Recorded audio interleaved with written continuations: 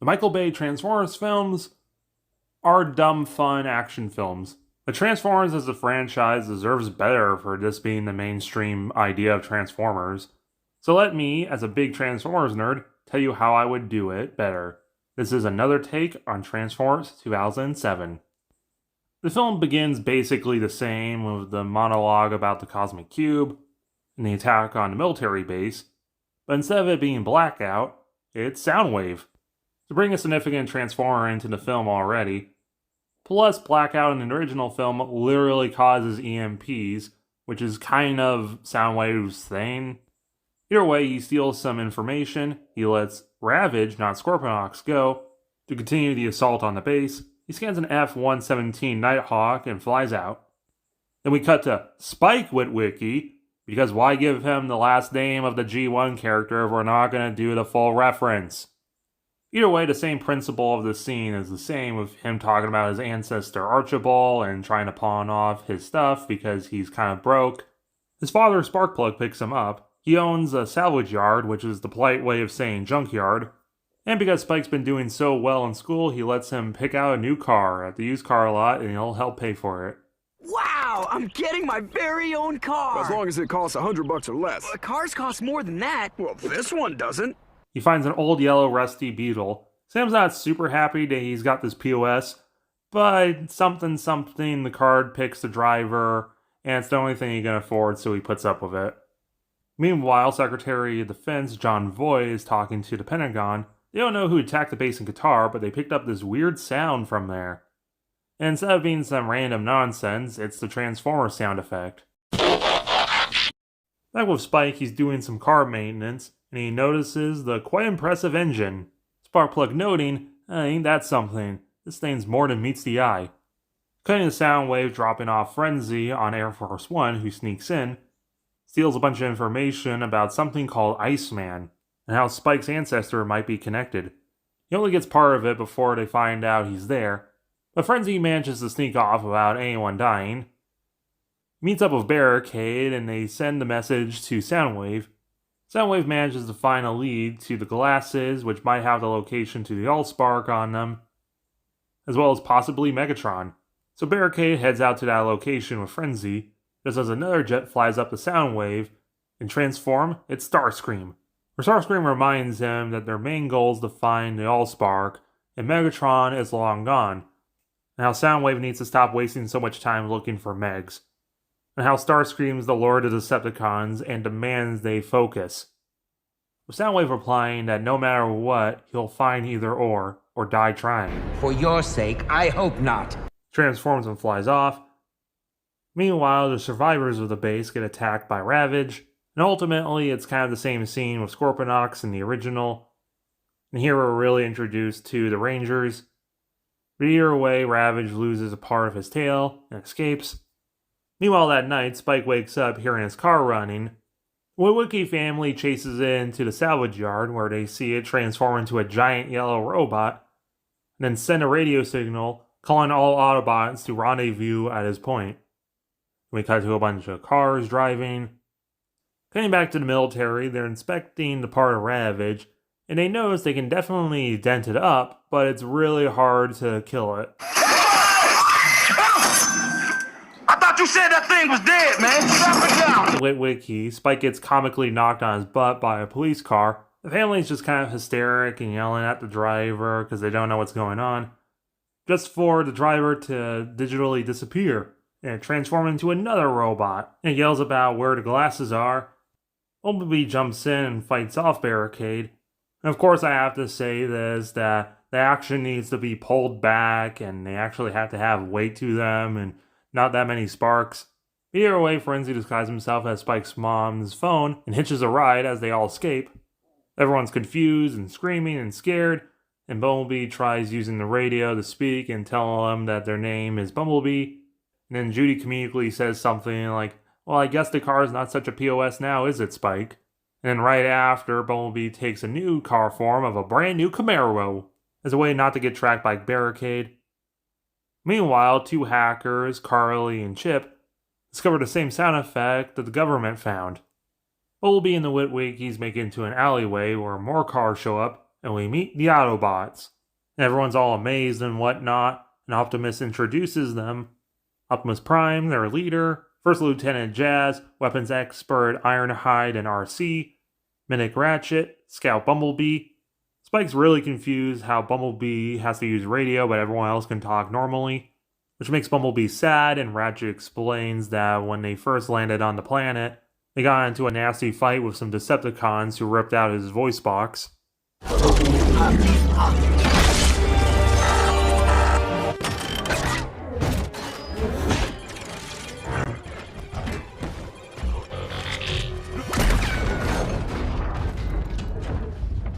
Spike's sorry for asking, but also is completely confused that, like, what? Decepticons came to the planet? What? So Optimus gives some exposition with some holograms. Where long ago, Cybertron was their home planet, but an evil force of evildoers led by Megatron ruined it all, causing a big war, which ruined the planet.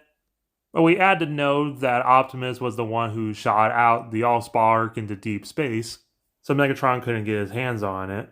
Unfortunately, because of this, Cybertron died without a power source, and the only new Transformers created were soulless drones, without Allsparks giving them souls. Eventually, the Autobots had to flee the planet, and a great diaspora sent out into the galaxy to look for the cube.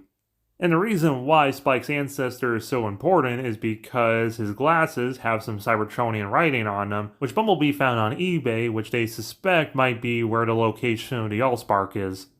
The parents are still kind of confused about this, but either way, they haul back to the house to look for the glasses.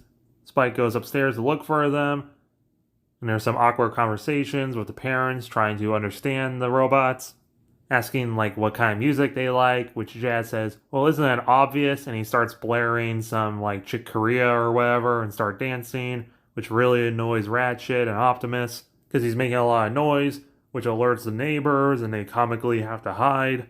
And Ironhide's like, why don't we just shoot them? Those punks feel lucky.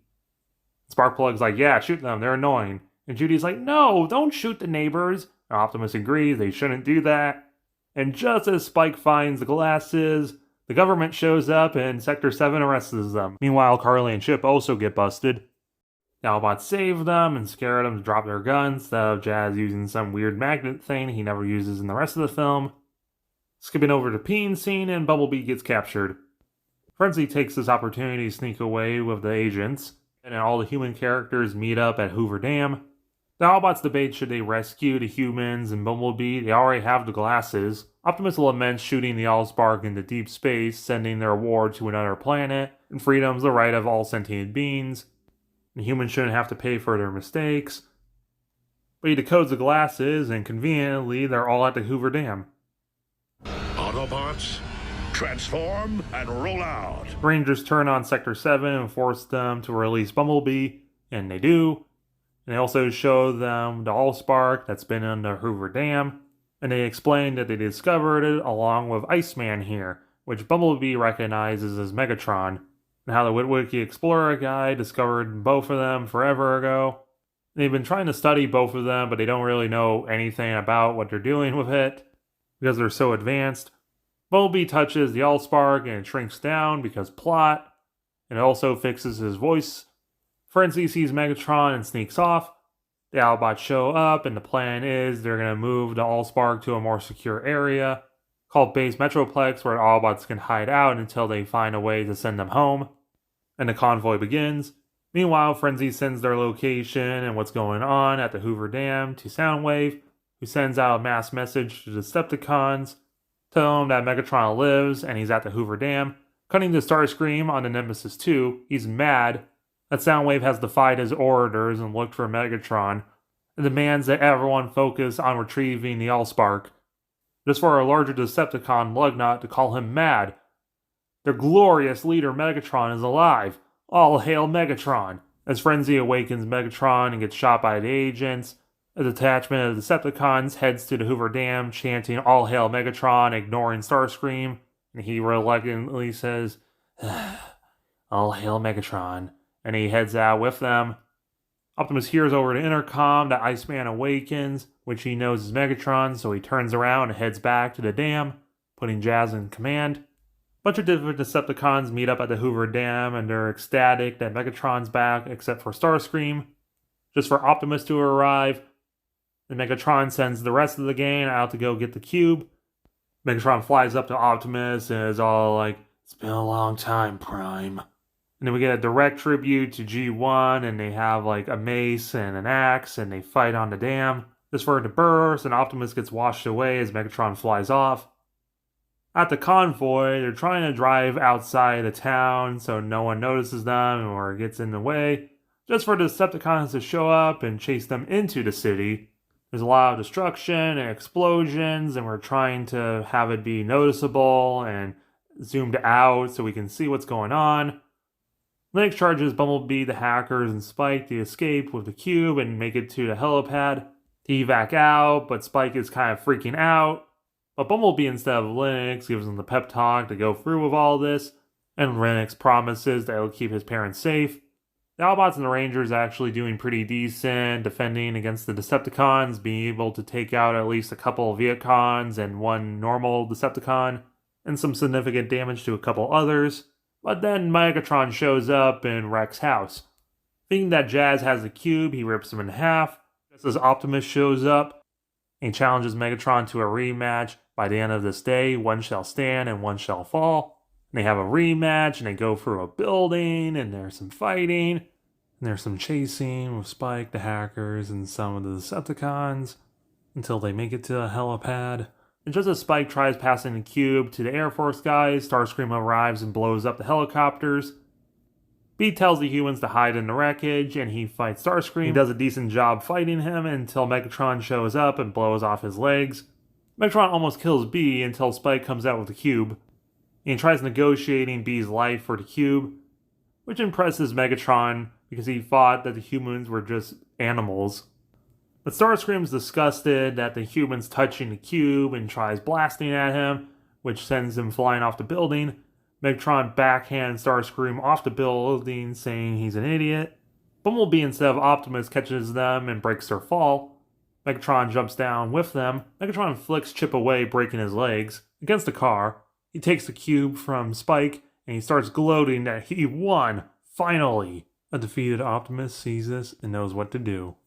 And he aims his blaster and destroys the cube.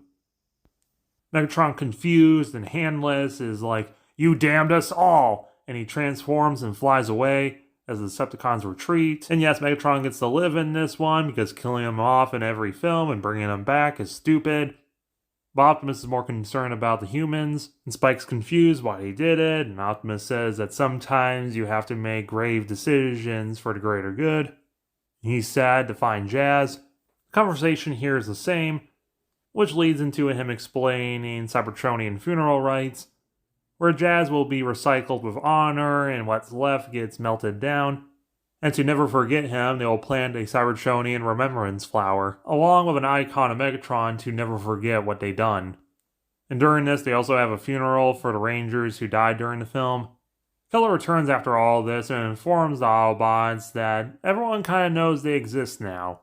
Optimus assures them that no matter what, he'll protect the planet from the Decepticons. Even if they weren't stuck here, he's got a duty to protect all life. Keller agrees to vouch for the Autobots and gives them base Metroplex to hide out in. And Sparkplug notes, "Hey, I know some friends who can also help the Autobots." He whips out his wallet and there's a little card with a familiar eagle symbol. Keller smiles and shakes his hand, saying, "That will help." And the two then shake Optimus's finger. And so Sector 7 is disbanded and reformed into the international group NEST, granting the Autobots safe haven for protection from the Decepticons. And speaking of, on the Nemesis 2, Starscream leads Megatron into a dark room with a mysterious, sickly old bot, and he demands Starscream to leave. But Starscream says that he's still second in command, but the old bot uses some telepathy to cause massive pain to Starscream and tosses him out the door. Megatron and the bot have a similar conversation to Megatron and the Fallen from the second film, where it's noted that this old bot's the real one pulling the strings for the Decepticons. And he notes that the Allspark can be remade via the Matrix, which is somewhere on that Ratchet planet. Long ago, the Primes I used to call my brothers betrayed me on, setting up Revenge of the Fallen.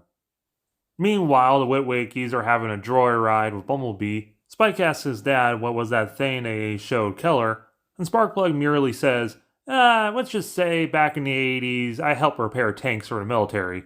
And some other repairs, but mostly tanks. Well, it wasn't really the military, but we'll tell you when you're older.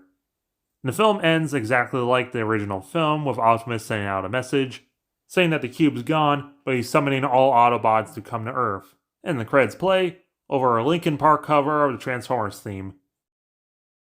Revenge of the Fallen, another take. Much like the first film, it opens up with Optimus giving a monologue, saying long before the Great War, before Autobots and Decepticons, there was Primus and Unicron, two opposing and opposite gods that took the form of planets. Unicron sent an army known as the Quintessons to attack Primus, but Primus created the 12 original Transformers. Along with a repentive Quintesson, they formed the 13 original Primes. After millennia of war, they banished the Quintessons Unicron and ruled the Cybertronians as demigod kings. Cybertron grew and grew, and they tried expanding their realm, using sun harvesters to collect energon from the planet's suns. Their one rule in this was never harvest a system that had life in it, but one of them, known as Megatronus, betrayed this rule and tried harvesting a world with life. He was then on known as the Fallen, and this started the Prime War. Eventually they ended up killing him and stopping the harvester. The war was costly, and the 12 decided that they were too powerful to ever let this happen again, so they all chose to become one with the Matrix, a device similar to the Cube, and keep their hands out of the affairs of the mortal bots, starting the lineage of mortal primes, leading till today. And it pulls out, and Optimus is telling the UN Security Council all this on video screens at Outpost Metroplex. And Optimus laments that Cybertron's gone now that the cube is destroyed, but he's hopeful that Earth will be a welcoming new home for them. And then just as he says that, a new Cybertronian ship arrives, dropping off some new Autobots. The Wreckers Topspin, Leadfoot, Roadbuster, Twin Twist, and Steeljaw, which leads into a montage of even more bots arriving, set to a Linkin Park cover of Transformers theme, and we got a whole new line of toys to show off. And just in time, because 2 years after the events of the first film in Shanghai, China, the film picks up with Nest and the Autobots hunting for the Decepticons. Instead of finding Scavenger, they find Lugnut and a bunch of Viacons searching for a bunch of rubble for something. Lugnut says all hail Megatron and creates a giant explosion and tries flying away. The Viacons drive away. One of them's taken out by Arcee and two new fembots, Alita 1 and Chromia, who kind of parallel Optimus and Ironhide. And then, back at Metroplex, they get cheered on by some Autobots watching them. The cheerful but shy Moonracer and the serious Lancer. Another Viacon's taken out by Blur. This design looks really cool, but it does fit Blur with the wheel legs rather than Sideswipe. And as a G1 reference, he can still be played by the Micro Machines guy, because no one can talk as fast as he can. And another Viacon manages to get away because it gets pursued by the brothers Sideswipe and Sunstreaker, who blame each other for it and the fact that they have to share an alt mode and they start a fight with each other. Meanwhile, the old man Autobot, Stratosphere, drops Optimus out and he lands on top of Lugnut. He does some damage, but Lugnut tosses him off. But Optimus has some Autobot brand parachutes and manages to shoot his wings off, causing Lugnut to crash. Optimus, Ironhide, and a bunch of Nest agents surround him. Lugnut, now armless and trapped in some rubble, says that the Autobots are doomed once the glorious Megatron gets what he's looking for, and that the Fallen shall rise again. Instead of getting executed, they arrest him and take him back to Metroplex. Meanwhile, the Witwickies, Spike's going away to college. His mom's a wreck about it, but Sparkplug is glad about it. But Spike doesn't want to go to college. But Sparkplug tells him Spike to actually go to college and have a better life than him. But Spike's still upset because he wants to work with Nest and the Autobots. Maybe as a mechanic like he used to with those military guys.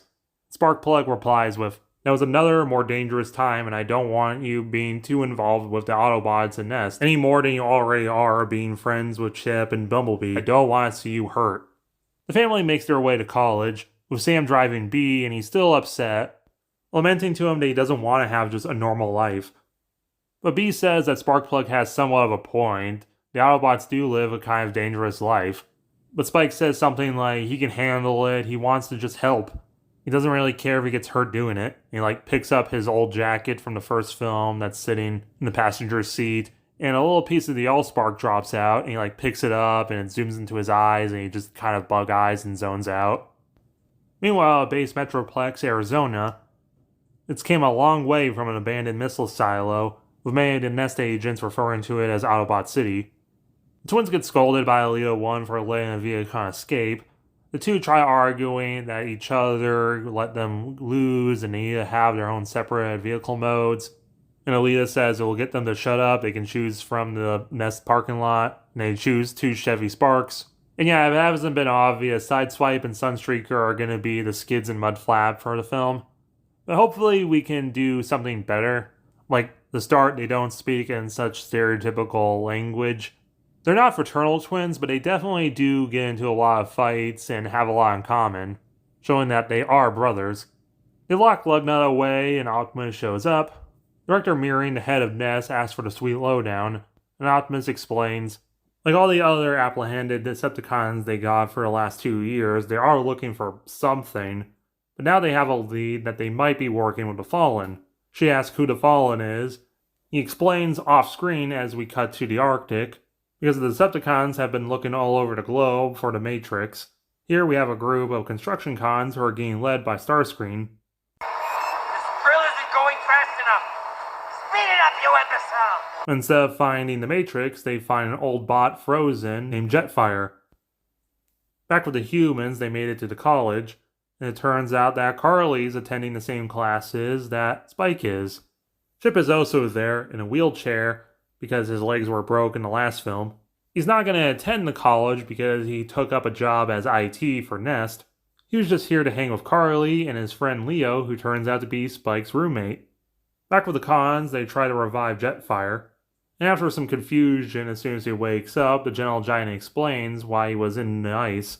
That 100-something years ago, him, Megatron, and Shockwave were looking for the cube and made it to Earth.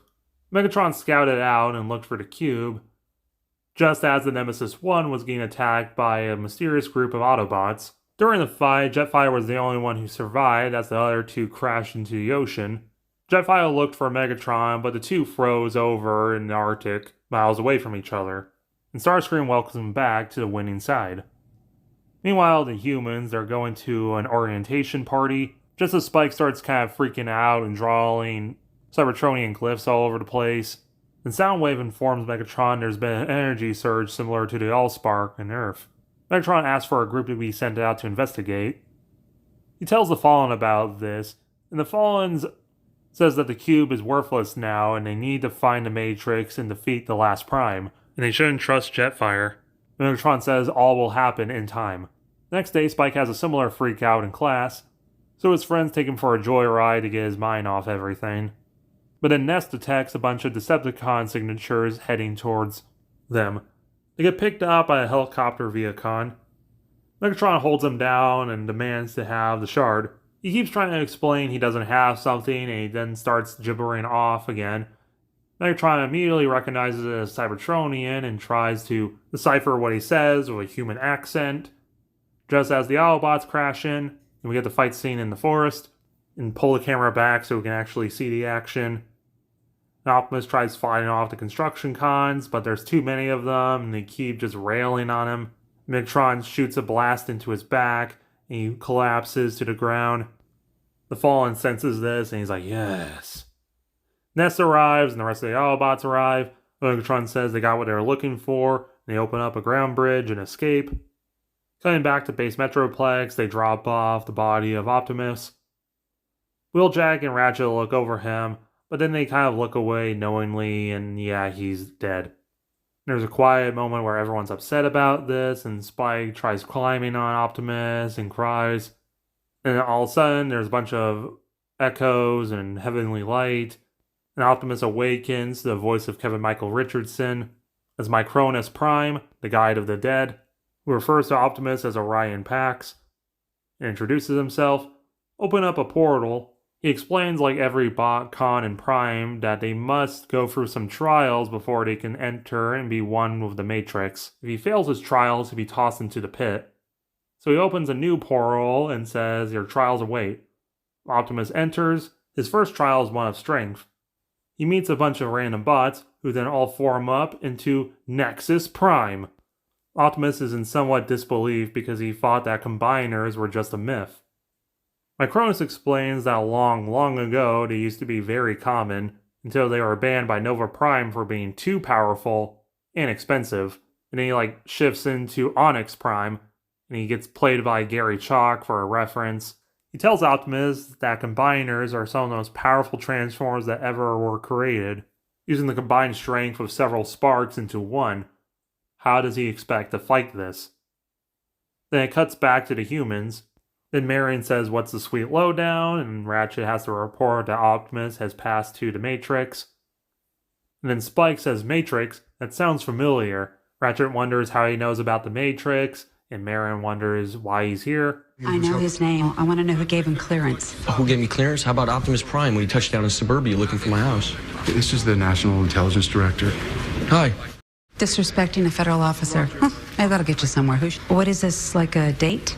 She knows all about the Autobots, okay? She knows Bumblebee. Hey, I have an idea. How about we get back to the important topics, like the fact that I almost had my face cut off by a Decepticon? Spike then writes down all the Cybertronian glyphs he keeps seeing, and Ratchet immediately recognizes it as a map somewhere to the Matrix. He's in disbelief, and he's like, oh, it turns out everything was real. Ironhide says that the Matrix could be used to revive Prime. Leo 1 steps forward and says that she shall lead the mission to recover it. Ironhide says that he should lead the mission because he was Optimus' second in command after Jazz. Belita says this is a mission where time is not on her side. This is probably what the Decepticons are also looking for, so they need to retrieve the Matrix as quick as possible. Chromia agrees, but then Bumblebee steps forward and says that he should be the leader, suggesting that Alita and Ironhide are too valuable to lose and should stay back at the base, especially after they just lost Optimus. And Chip and Ratchet really need to get the ground bridge working. They agree, and Bumblebee takes Arcee, Blur, Wheeljack, Moonracer, the twins, and Lancer. Moonracer is kind of too scared to go on the mission, but Lancer convinces her to go anyway, because they might need a backup tech person in case Wheeljack gets compromised. They grab a bunch of Nest agents, including some of the actual characters, Spike and Carly, and we head out. Meanwhile, in the Sahara, Megatron was able to decipher sort of what Spike said. And even the Fallen showed up, and he kind of recognizes this place. And he uses his powers, and he sandblasts, and there's a Cybertronian grave. Because this is long before they had to recycle. And then he goes into one of the graves, and he rips out a part from one. Megatron is confused what it is, but then the Fallen says, this is a combiner's power core. With it, multiple sparks can form into one greater creature. Megatron's pleased by this and commands the construction cons to excavate the graves and look for the combiner cores. And he tells the scientists, once they're done, to install the combiner cores within the construction cons. Back with Optimus, he's having kind of a hard time dealing with Nexus. Onyx gives him a hint that he should think strategically. Every one of his limbs is someone else. Optimus takes this as a no to then stop brute forcing it and focus his attacks towards the legs. He's able to cut off on the legs, and because the combiner becomes unstable, it all falls apart.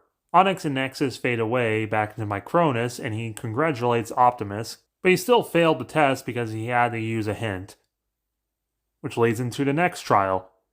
And then Micronus fades into Vector Prime, the prime of time and space, with the cool, calming voice of Michael York. The next trial is one of wisdom, seeing how much Optimus actually knows and is willing to believe it. Optimus goes into repeating the opening monologue, but Vector interrupts and says that yes, Unicron and Primus are real, but the full story is a little different. The two cosmic beings then did fight each other until they exhausted each other. Their energy was then absorbed into different planets. Unicron was never heard from again, and Primus grew into a lush planet. Now it came to pass, in the days when the judges ruled, Cybertron at one point was a living planet with tons of natural life on it, until the Quintessons came. Optimus interrupts saying they're the spawn of Unicron, but Vector says not at all actually. They were completely unrelated to Unicron. That was merely stories made to demonize them. They were only cephalopods from another world, very advanced with technology and cybernetics, ruled by many-faced judges. The Quintessons discovered Cybertron and destroyed all life on it, turning into, well, Cybertron, using the planet as a massive factory for their robot slaves. Eventually they created the Allspark to give life to some of these creatures to start programming and building themselves. The Quintessons were massive hedonists who would just destroy robots randomly just to do it and force them to fight in gladiator arenas. Eventually, Primus was able to use his energy to access Vector Sigma, their supercomputer. He was able to build the 12 original Primes, giving some of his energy to their sparks, as well as a Quintesson who hated the mistreatment of the Transformers. Together, they became the 13. And together, they led the Transformers into revolt against the Quintessons, driving them off-world. But Vector Sigma was destroyed, and his energies became known as the Plasma Energy Chamber. They never saw the Quintessons again, so instead the planet became prosperous. Optimus picks up knowing about the Sun Harvesters and how one of them betrayed the rest. Vector congratulates Optimus, but he also notes that it did happen a few times before they put their foot down. You know, the first time it's like, okay, plausible deniability, you didn't see them, they were kind of small creatures. Second time, okay, that's a little unforgivable, dude, you need to stop that. But thanks for the colony anyway. Third time, okay, we gotta stop him. The world this happened on was actually Earth. He argued that it was actually a blessing to have lesser creatures sacrifice themselves for the greater good of Cybertron. He was branded the Fallen, and this started the Prime Wars. He was eventually defeated, but thanks to all their powers and a little bit of backfire from shutting down the Sun Harvester, they turned the Sahara jungle into the Sahara Desert. Optimus noting that this is where the Primes chose to enter the Matrix. And Vector says, right you are. But two chose to be left behind, Solomus and Alchemist Prime. They hid the Matrix away somewhere on that world and abandoned it. Soon all Sun Harvesters were dismantled and abandoned for the greater good of species everywhere. The two eventually stepped down and let the Common Bot become new Primes, starting a Cybertronian Golden Era. But eventually, as time went on, the Transformers became more and more like the Quintessons, which eventually started the Great War. Optimus is just flabbergasted about how much they didn't know. And then Vector becomes Alpha Trion. He explains that much of the history was exaggerated or demonized others to prove their agenda. And then he fades into Megatronus and he says, just take me for example. Prime sees that Megatronus and he thinks he's the Fallen and he tries attacking him. But Megatronus backs him off. Megatronus says he fails his trial because he never critically thought about this. Because Megatronus is not the Fallen. It's Liege Maximo. He survived the Prime War and hid in the shadows, being able to rewrite histories and demonize Megatronus, playing all the blame and all the things he did off to him, and everyone just fell for it. He also ended up corrupting a certain revolutionary gladiator. He had all the right intentions and right ideas, but the Fallen corrupted him to be power-hungry and mad. And Optimus was like, Megatron was tricked. We all were tricked. He notes that Maximo cannot get the Matrix, and he demands to speak with Solomus to know where the Matrix is. Then he becomes Alpha Trion again, and he says that's kind of impossible. Optimus asks why, and that's because Solomus chose to be reincarnated instead of joining the One. And along with Alchemist, their sparks continue on as new beings, Orion Pax and Jetfire. Optimus Prime is the 13th Prime. The humans and Team B are en route to find the Matrix. Everyone's having small talk, and Bumblebee tells Sideswipe to remain on his best behavior. Sideswipe says he's always on his best behavior, that's why everyone calls him the loose cannon. And Sunstreaker says that's not what that means. And Sideswipe's like, Yeah, it does, because the loosest cannon always has to stay alert, or else it'll blow up. And then, like, the two get into a tussle, and Bumblebee tries to break it up, but he's unable to, until over a loudspeaker, and Stratosphere says they're around their destination, and Lennox is like, perfect. Unfortunately, the country we're going into doesn't have the best relation with America, and will probably be shot down, so Stratosphere, turn around, go home, and for the rest of us, we're dropping out.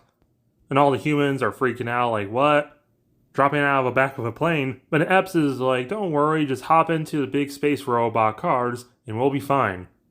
The Transformers all do their thing, the humans partner up, and Lancer and Moonracer are motorcycles, so they have to use their hologram drivers.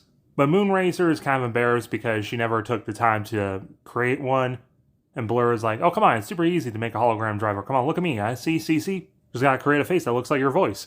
And Moonracer's like, and then she, like, creates one, and it's, like, comically not matching her voice. And Lancer just says to put a helmet on. Leo's, like, freaking out. Then everyone drops out the back of the plane, and they free fall. Now we're moving. Leo's like freaking out, and he starts gagging, and Arcee's like, don't you dare, rolls down the window, and he like hurls out of it, but due to the wind, it just blows back into her windshield. And Sideswipe and Sunstreaker are laughing about it until they knock into each other. Then everyone engages their Autobot brand parachutes, and they land in the desert, and they start their journey. Meanwhile, the Decepticons, the construction cons, have been installed with the combiner power cores, and with a very, very expensive shot, they form Devastator. And then the Fallen makes them excavate a new site. Meanwhile, Starscream's talking to another Seeker. Seems like Tesla's on shaky ground. You don't think Clue's considering demoting him? Nah, me neither. Of course, anything goes when you're at the top. Don't you find politics fascinating? Nothing you say is fascinating. You're ambitious, too. Think about how far up the ladder we could climb if we had each other's backs. Can you imagine what you and I could do together? I can, and it makes me sick. But then a bunch of human army men approach them and say they're trespassing in Carbistan land, and they must leave the country or by the power invested in them by Supreme President Abdul Fakadi, they have to use force to make them leave. The Fallen sees them, and then just immediately slaughters them all. The only shot they were able to get off was a rocket to Starscream. Jetfire is disgusted at this and says that the Fallen's in the wrong here for making the first strike, because we are trespassing. But the Fallen says he doesn't care about the parasites that inhabit this world. He should never question his authority. And he uses his powers to like cause a lot of pain to Jetfire. Megatron doesn't really care about the humans either, but he yells at Fallen to stop, and he shouldn't treat his troops that way. He does, and he says Megatron has become so weak, and he slaps him. Back at base Metroplex, Ratchet's working on the ground bridge, but it keeps failing, and him and Chip have back and forth over scientific stuff, and Ironhide's like annoyed at it and says he should have joined B, thinking it'll be way more exciting. And then with B and crew, they're stuck in transit, trying to get into Carbistan, but the Border Patrol are being painfully slow and really weird around the women. Sideswipe jokes, are we there yet? And Arcee gets annoyed at him. But Blur is like, oh, I love this game. Are we there yet? Are we there yet? Are we there yet? Are we there yet? After they get past that, Blur is like jokingly, come on, B, say the thing. Say the thing Optimus always says. Say it, say it, say it. Autobots, transform. No, it feels wrong. I can't. Meanwhile, Optimus, he steps through a new portal, and Micronus tells him now he has to face the trial of life, where they review his entire life. Starting way back, he was built as Orion Pax. He became an archivist, and even back then, before the Great War, Optimus knew that the Council of Primes weren't the best. Then a certain revolutionary gladiator named Megatron arose. He spoke out about the Autobot Council and Prime's hedonism and debauchery, and how the Prime has to be of the people, by the people, for the people. His words spoke to many Transformers, and he grew a following known as the Decepticons, adopting the insulting term the Primes called Megatron as their own. And the young Orion Pax even kind of agreed with a lot of Megatron's talking points. But eventually Megatron couldn't handle his oppression any longer, so he rose up starting the Great War to overthrow the Primes. But much like many revolutionaries, they get corrupted and even start forgetting what they started doing all this for, and even going against their own teachings due to stuff like the hardship of war and life and shadowy old gods talking to them. Megatron discovered the Fallen, and the Fallen corrupted Megatron, becoming his puppet, making him more and more cruel, eventually leading to the Iacon Massacre, where he massacred the majority of the bots there, including the Prime, Zeta, leading to Sentinel to become the new Prime, which leads to Orion's next big moment in his life. And Optimus sees Sentinel, and he gets all emotional and tries reaching out for him, but it phases through the hologram. But with the past selves, Sentinel realized that the war was near its end, and the Autobots have lost. He had many Autobots gather on Arc ships and scattered. Sentinel placed Orion in charge of the Autobots remaining on Cybertron to always make sure the Allspark never falls into the hands of Megatron. Sentinel left with a group, but then his Arc ship was shot down. Optimus saw this, and he decided to launch the Allspark into deep space to get it out of the hands of Megatron, which was an extremely unpopular decision with most of the Autobots. So Optimus decided to repent for his actions by getting a group and going out into the galaxy to find the Allspark, placing a young soldier in charge known as Magnus. Optimus abandoned Cybertron in its most dire years, shot the Allspark into deep space, and eventually destroyed it, damning their species to extinction. Optimus states that he had to do it. Otherwise, Megatron will have got the Allspark, created an entire army of sentient Decepticons, and destroyed and enslaved the galaxy. He's ashamed that he had to destroy the Allspark to do this, but he doesn't care what the Primes say because he had to do what he had to do. But then Micronus morphs into Sentinel Prime and he asks, "Of what of my opinion?" Meanwhile, eventually Team B discovers the Tomb of the Prime, thanks to Spike using some basic astronomy, and I mean the stars are also the same as the Carbistan flag. It might not be completely accurate, but whatever. And it's not a big temple in Jordan. It's kind of like an abandoned temple in the middle of the desert. Everyone's kind of sad that there's nothing here.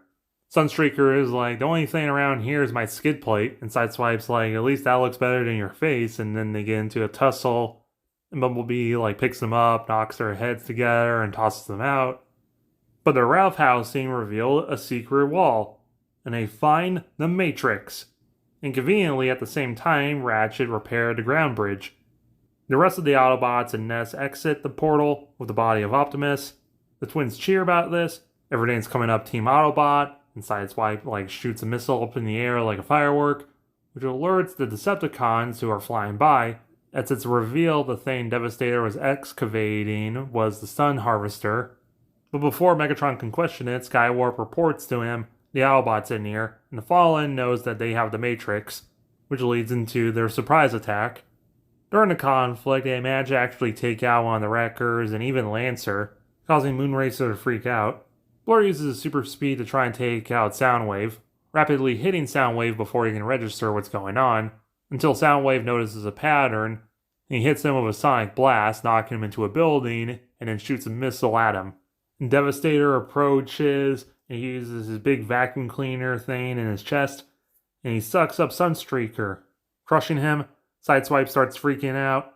Bumblebee starts panicking. He's such a bad leader. A lot of his troops are now dead. He let Prime down, and then he gets jumped by a Seeker. Jetfire sees a lot of the destruction going on and the death of a lot of humans, and seeing a lot of them actually care about the dead bodies. Jetfire decides to rip the Decepticon logo off his chest, and he shouts that he quits. He gets approached by Jolt, who overheard it. He tells him that he's been in a very similar situation. He used to be a Decepticon as well, until Megatron proved to be more brutal than he expected, and a lot of his friends were destroyed. He offers him to join the Autobots, which Jetfire at the moment agrees, and he turns his cannons onto some Viacons. Meanwhile, Optimus and Sentinel.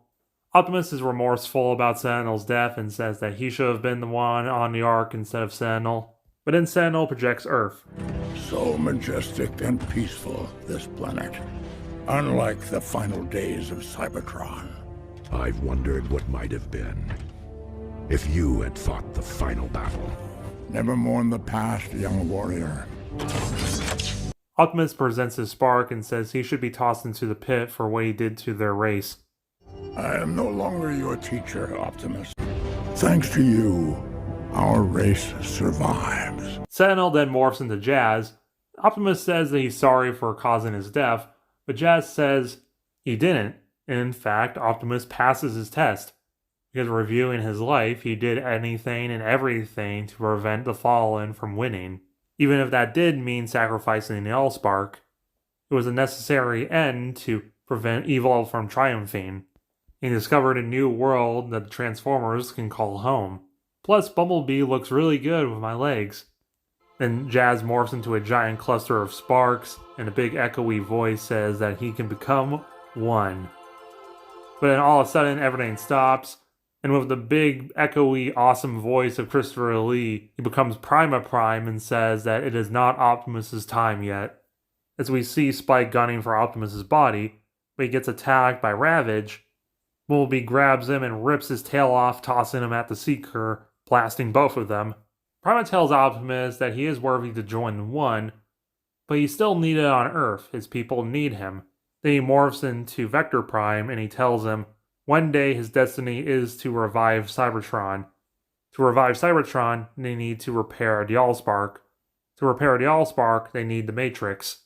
But currently, you need the Matrix to live, and you need to live in the moment right now, so that one day Cybertron can live again. Optimus is kind of confused by this, but then Spike finally gets to Optimus's body, and he plunges the Matrix in him. Optimus's eyes widen, and he starts to fade away and pull back, and then the 10 primes cycle through each other and says, "Remember, till all are one, till all are one, till all are one." And he wakes up and he says, "Till all are one," and everyone's cheering, "Yay, Optimus is back." But then out of nowhere, the Fallen just leaps onto him and uses his powers to steal the Matrix out of him. Ironhide sideswipe and Bumblebee shoot at him, but then he just uses his powers to knock them away, and he leaps back to the Star Harvester. Optimus's eyes start fading and he starts dying again. Ratchet notices that he needs more power, and Optimus notices Jetfire. He yells at him to come to his side. Optimus puts his hand on his shoulder and says that they have to combine. Jetfire is completely confused at that notion. He tells him that they're reincarnations of primes. They both have power core combiners in them. It's a long story, but they have to do this. And then Optimus activates it, and they start combining in a very over-the-top manner.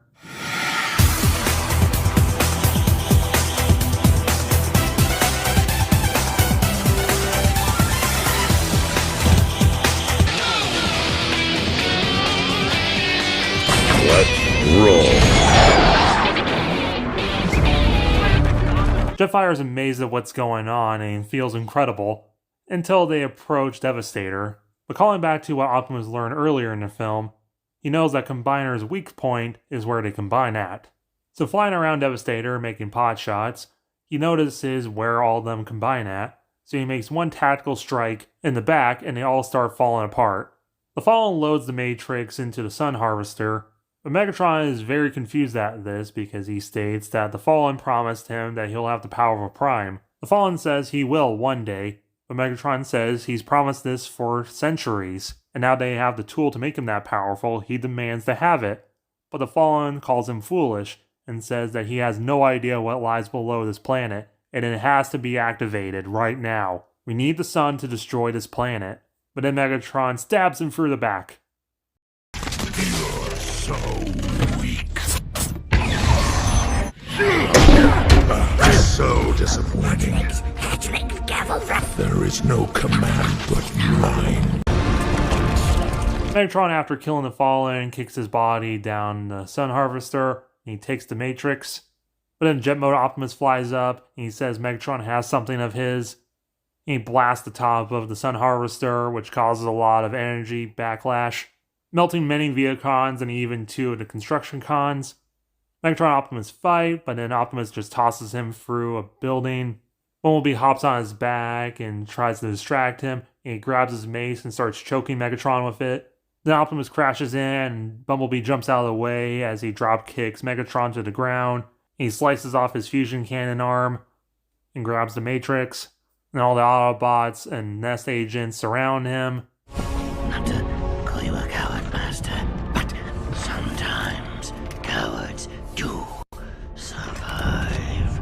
Starscream and Soundwave call for a retreat. Then we cut back to the Witwicky house, and Spike reunites with his family. And he jokingly says the first week of college was brutal. Back at base Metroplex, Sideswipe and Moonracer are planting remembrance flowers. Megatron notices it as he gets hauled off and locked up. And then out by a stream, Bumblebee talks with Optimus. Bumblebee says that he gets that Optimus might be upset, given so many were lost during his command. But Optimus says that it's all part of leadership, to realize where you fail and try to improve next time. As well as Bumblebee actually did a pretty decent job, because he was able to take so many different Autobots and actually lead them somewhere without much resistance, which took Optimus a long time to achieve. Then Bumblebee asks Prime, what's it like after? And Optimus says, Jazz says he has nice legs. Meanwhile, in the Nemesis 2, Starscream and Soundwave are debating. Starscream says that he should retake command right away, and Soundwave says he should take command, and their first priority is find the Autobot base and retrieve Megatron. There's some back and forth, and we see the Nemesis flying close to the ocean, and then suddenly a ground bridge opens up. Both are confused, and out walks Shockwave. Both are confused, but Shockwave explains that he's been down there for hundreds of years. He was part of the expedition with Jetfire and Megatron to find the cube, until the Nemesis 1 was shot down, with him inside of it. He tried radioing for help, but then he crashed on top of another thing down there, much, much more important. He spent the last 120-something years repairing it. He found the Fallen's flagship, which Starscream recognizes as the Atlantis. Shockwave notes that most of it is operational. He just needs an extensive amount of power to lift it under all the pressure from the sea. Starscream notes, well, now we have a new goal. He maniacally laughs, and then we see a geovent open up by the Atlantis. And panning all the way up to Spike and Optimus looking over the ocean. Optimus gives a speech about the seeds of the future lie buried in the past, set to New Divide by Linkin Park. Let's rewrite Transformers Dark of the Moon. First off, given how I changed the plot, we have to change the subtitle to something like Terror from the Deep or something. Much like the last two films, the film opens with a monologue by Optimus, explaining that many prominent Decepticons haven't been seen in a while and they don't know why. And many Decepticon attacks have been on energy plants. And since the last film, Ratchet, Chip, and Wheeljack have been working on integrating Cybertronian technology into modern Earth technology and setting up energon scanners all around the place to report on Decepticon activity. No opening montage as we jump straight into the action, where the Cabristan Supreme President car is driving and he's getting chased by the Transformers. Bumblebee's leading the strike force, and unlike the last film, they just plow through the checkpoint. Sideswipe shows off his upgrades, and yes, he's using Dino's design, and then we can maybe add a decal saying Sunbro to him, referencing Sunstreaker, who died in the last film, as well as Sunbow, the guys behind G1. Either way, they stop the limousine, and Linux forces out the Supreme President. Abdul Fakati says this is high international treason, and says he has no idea why they did this. And then in the trunk of the presidential limousine, they pull out a Cybertronian battery and some weapons. And Fakati claims innocence and has no idea why those are there. Those were just planted by the US government to frame me, and I need your protection from the Decepticons. They're taking all my country's energy resources. I'll grant the US at least 2% of my oil reserves if you guarantee my safety. As soon as he finishes, they get jumped by Decepticons, including Laserbeak and a bunch of familiar faces. And in this opening action scene, we see how much Bumblebee has improved since last time. He's able to keep all of his people safe. Optimus ground bridges in, runs over a couple of Viacons. His tractor trailer becomes a weapon stash for everyone, including the Nest agents. There's some fighting, but then Breakdown grabs the Cybertronian battery as a new ground bridge opens, revealing Shockwave, played by the awesome David Warner, who apparently was his original inspiration. You have my thanks. I offer a toast. The undiscovered country. You have not experienced Shakespeare until you have read him in the original Klingon. Our new intergalactic transport system is almost complete. Laserbeak returns, Megatron. Optimus notices him as Shockwave tells everyone to fall back, But then for some reason, Soundwave just kind of stands there, giving everyone enough time to attack him and capture him. As we see Abdul Fakadi get killed by Laserbeak, who in this time doesn't speak, he just makes bird noises as he transforms and flies off. Back at the Witwicky house, Spike sees off his parents as they go to see the world. Spike's feeling a little down, as we do get our opening montage, set to Linkin Park's Until It's Gone. Life used to be simple, then the Transformers happened. He got the Medal of Honor from the president, the one who served after all that stuff about Project Zeus. That was the happiest moment of his life, getting a medal for saving Optimus's life. But since then, it seems like everyone else is doing better than him. Chip's working full-time, integrating Cybertronian tech, as Carly now works for Ness as Dr. Mirren's assistant.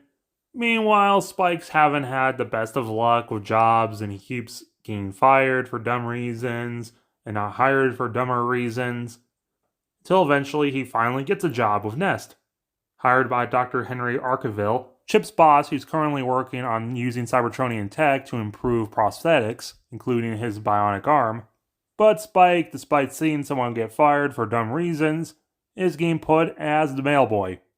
Meanwhile, the Autobots return to base, and Optimus tells Mirren who Shockwave is.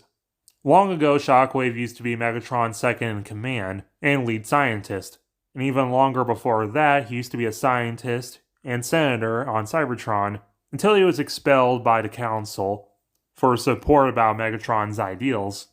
Eventually, he became one of the most brutal war criminals of the Decepticons, designing the Vehicons and participating in many atrocities. This is the first time Shockwave has been seen since Megatron departed Cybertron. Later, Mirren meets with Megatron, who's still armless and disheveled from the last film. And Mirren says he has to cooperate. His trial of the International Court is coming up. Megatron's all depressed and says he deserves whatever verdict they give him. Meanwhile, the Autobots and Nest agents are training, and then they get alerted a hail from a new ship, commanded by Ultra Magnus of all bots. Optimus is stunned to see Magnus still around, and that his message has made it all the way back to Cybertron. Magnus, with the awesome and cool voice of Lance Hendrickson, introduces the crew to everyone.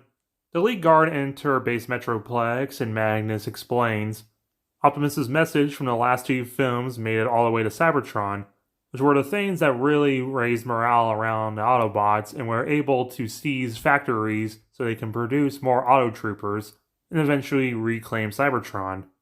Optimus welcomes them to their new home. Meanwhile, the Decepticons, Starscream's yelling about how sloppy their last mission was and they just lost their biggest energy producer, but Shockwave says it was all according to their plan. Starscream questions what plan as he gets up in Shockwave's face, pushing Dragstrip and Breakdown away. Shockwave, who's 3 times bigger than Starscream, explains that you shouldn't worry about anything because it's all already in motion. Breakdown crashes into a cage and he gets scared by the things inside and questions what they are. And Shockwave says they're the remnants of the Autobots who shot down the Nemesis 1. Then we cut to Laserbeak flying around. Then it cuts to Soundwave's face as he's locked up in base Metroplex right next to Megatron. Meanwhile, the humans, Carly checks up on Spike. Carly knows Spike's hiding his feelings, and Spike laments that he feels that his life has become normal. He has a Medal of Honor for saving the leader of a bunch of giant robots. His life shouldn't be normal. He wants a crazy adventure again. Everyone else is having a cool life but him. And then they get alerted by Dr. Arkeville to go down to the lab, and they see Chip now has bionic legs to make him walk again. Everyone's happy for him and celebrates, but now Spike's still a little more upset that he doesn't have anything special like bionic legs in his life. Then in the bathroom, he gets jumped by your resident, Ken Jeong. Senior Chan explains that he should shut up. He would love to have a life like Spike.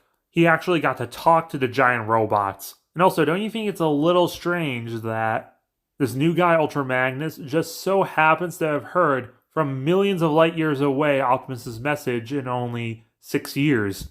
There's a conspiracy among us, man. Damn it! I wouldn't trust him. I would get out here as soon as possible. It is code pink, as in Floyd. Well, I'm not... Oh, don't. I'm gonna hit you. It's my manifesto. They're whacking us out. Everyone who knows what's on the dark. Easy, see? Nothing to see here. What are you looking at?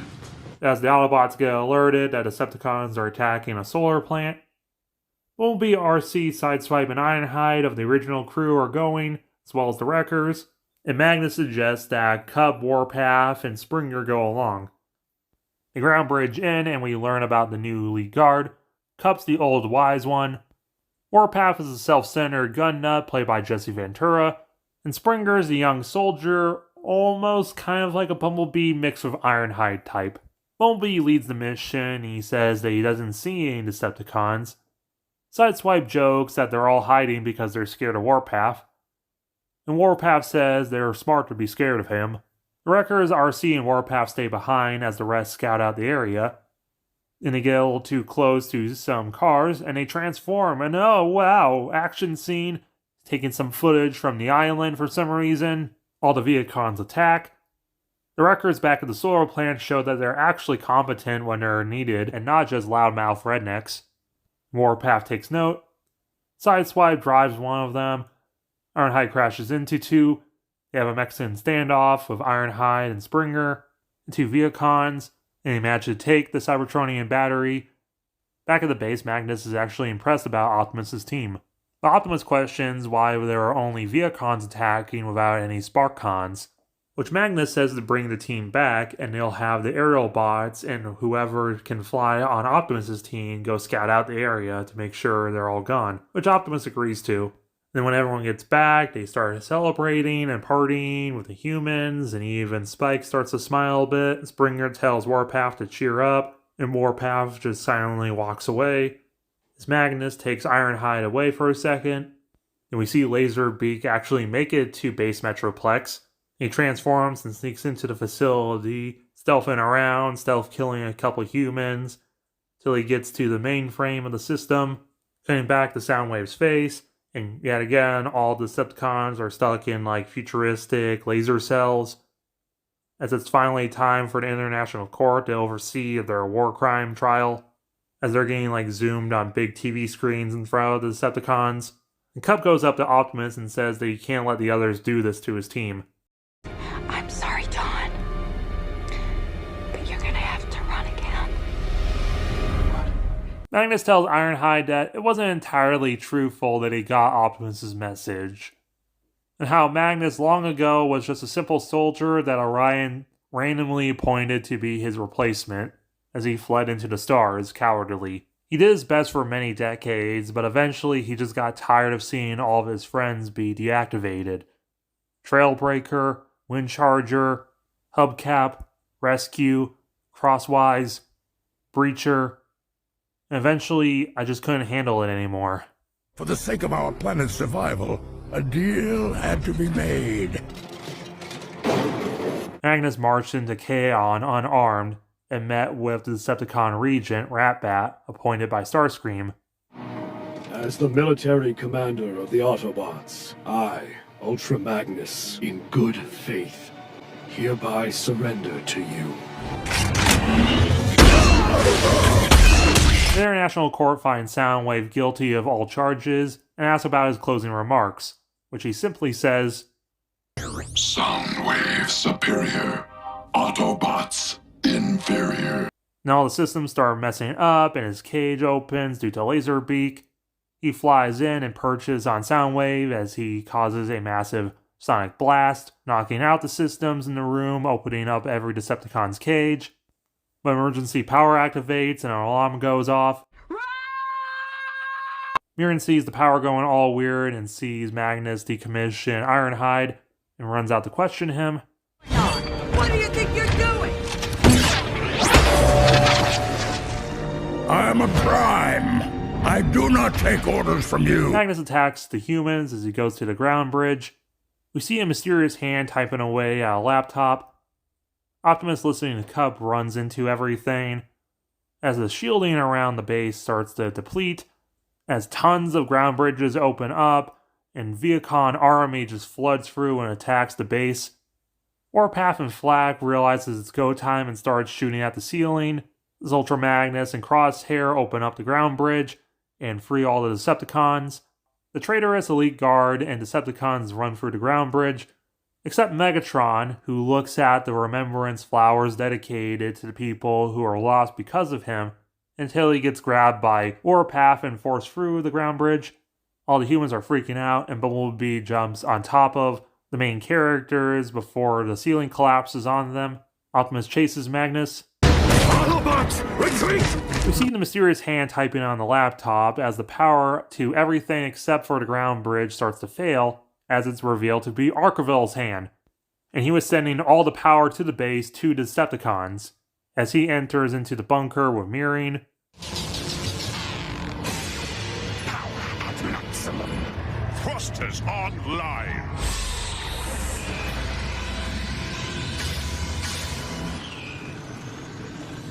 Magnus and Optimus get into a big fight as the base starts collapsing around them, and Magnus states, "You're not Tron. You're not." He abandoned his post and he abandoned his people when he needed him most. He is no Prime. Optimus states he had to do what he needed to. And Magnus says, "Don't justify our people's extinction, Orion." Then he hits Orion Pax in the head with his big old hammer, and the last thing Optimus sees is Magnus walking through the ground bridge as it shuts off and the ceiling collapses on him. With the Decepticon, Shockwave welcomes Megatron back and asks for a knockout to repair him. Welcome back to the winning team. Megatron's like, whatever.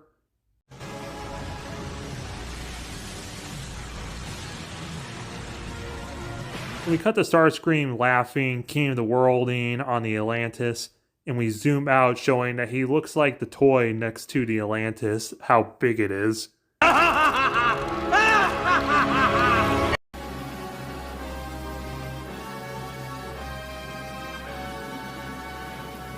We pick up with base Metroplex completely demolished. Bumblebee lifts out from the rubble of all the humans. All the Autobots regroup and look over to Terra. And the two elite guards, Springer and Cup, are still around. Most of the Autobots immediately intimidate the small old man. Cup admits that he knew about the plan, but he didn't know it was going to be this devastating. In him interacting with all of Optimus' team, he realized that it was wrong and tried to alert Optimus before it was too late. And Springer didn't even know about the plan.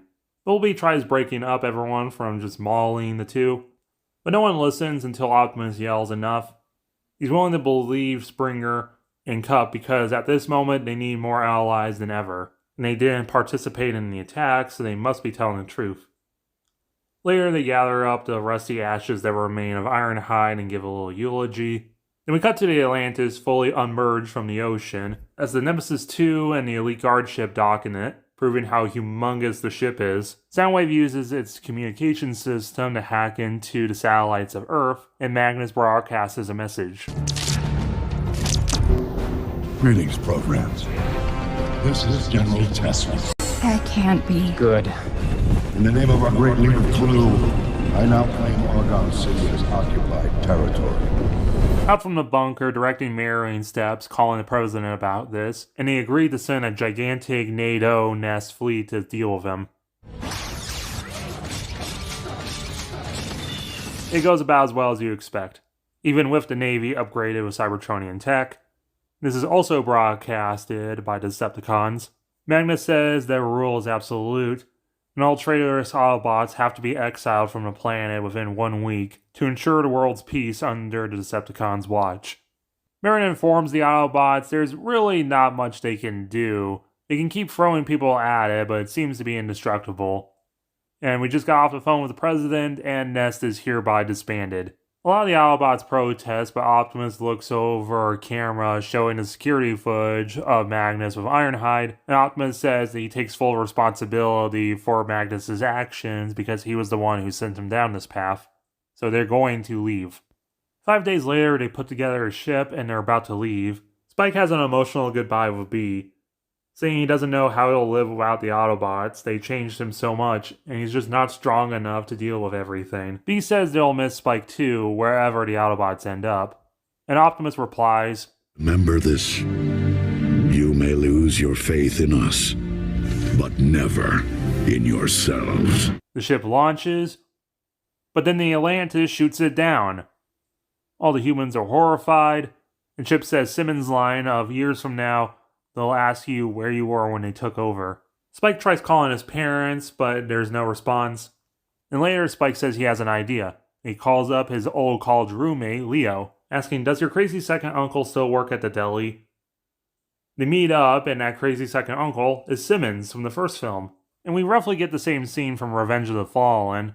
A little more significant here since we haven't seen him since the first film. And of course a little rework to fit into the series. But still, Simmons is mad at Spike for taking away Sector 7, making him now work at deli, but Spike needs his help, and it relates to the Transformers, and he takes him to the secret room. And in the secret room, there's his assistant Dutch and Senor Chain. He recognizes Spike and is like, ha, told you so. It all went down at Autobot City, but no one ever listens to me. Spike tells him to shut up. He explains that Ness has been disbanded, and Simmons is probably the only one crazy enough to help him fight the Decepticons. And Simmons is like, you think I'm really gonna risk my life to fight some giant robots? Well, you're goddamn right.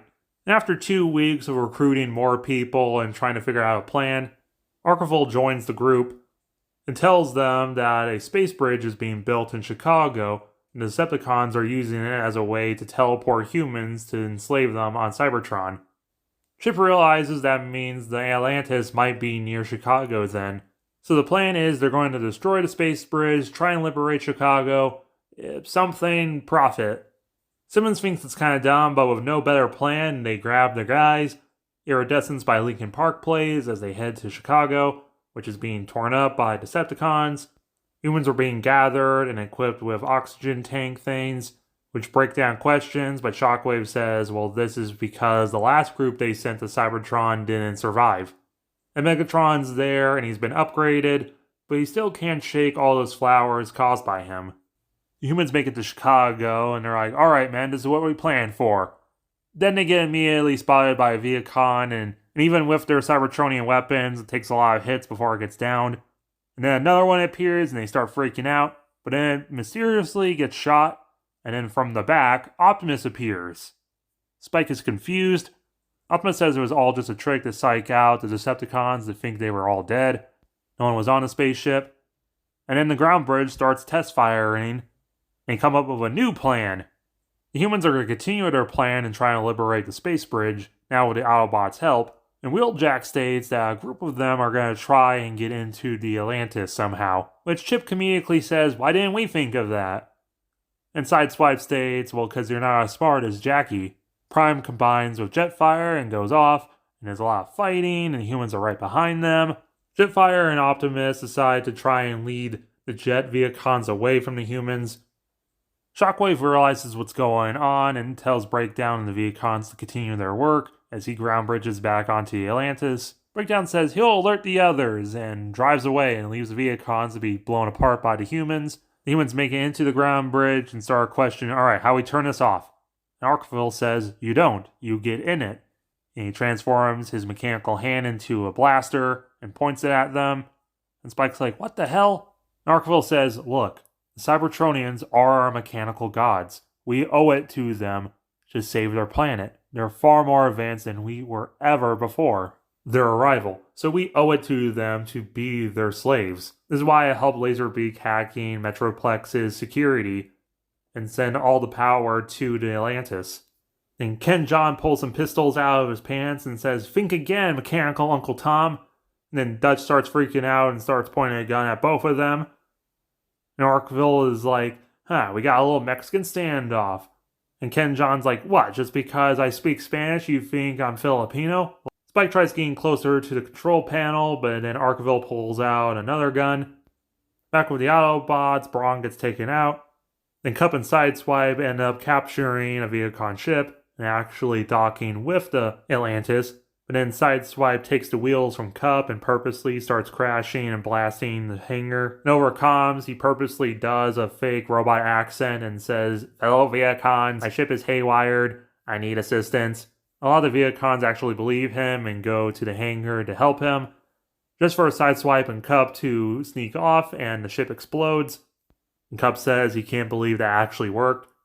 Ratchet sees that they made it to the Atlantis and informs everyone. Springer is flying around with Prime to try and shoot down Viacons, and he comes across the aerial bots, and there's some awkward tension. Then Slingshot says, Magnus was always a hard ass, we're joining Prime. And they transform and help out with Springer. After the humans, Spike is like, this is so stupid. As Carly yells that all the humans are safe, what to do now. Her and Laserbeak enter the room, see what's going on. Then Laserbeak attacks Stinger Chain, and Carly shoves a pencil into Arkaville's mechanical hand, and he starts randomly blasting everything, including accidentally Laserbeak, which causes the space bridge to start to collapse and everyone has to escape. It's kind of like in the original where the building collapsed. But then they get saved by Linux and Nest, who show up with jets and flight suits and save everyone. Spike's confused and overcomes. Mirren says this is highly illegal, but it's also the fate of the world at stake, so who cares? And also Nest hasn't actually been disbanded. Linux, who is with Nest, and Epps, who is with Spike's group, have a friendly reunion. And like in the original, Ness is going to snipe out some of the Decepticons' eyes as the rest of the people shove bombs into their legs. Like with Springer and Cup, they try sneaking around Viacons, but they come across Warpath, who sounds the alarm that they're there. Then the Freak of Nature transforms into his tank mode and starts blasting at them. Sideswipe is very flexible and has an easy time bouncing around the attacks, but Cup is old and keeps getting almost hit. But then the two come up with a plan to use this to their advantage, as Warpath tries running over Cup, just for Sideswipe to grab him out of the way in the last second, and Warpath falls out one of the holes he caused and falls to Chicago. Magnus is angry about the alarm and sends an army of Viacons to deal with them, and wonders where Megatron is. Megatron is on the ground, just kind of sitting by himself and wondering.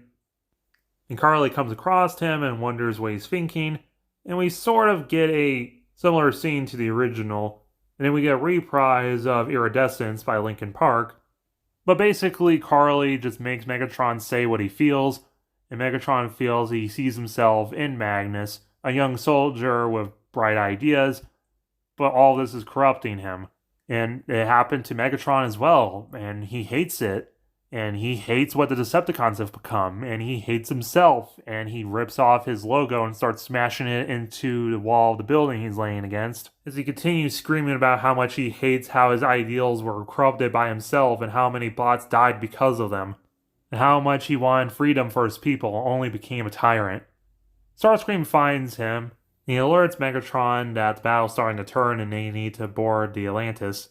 And Megatron doesn't care. He wants all the Decepticons to disarm.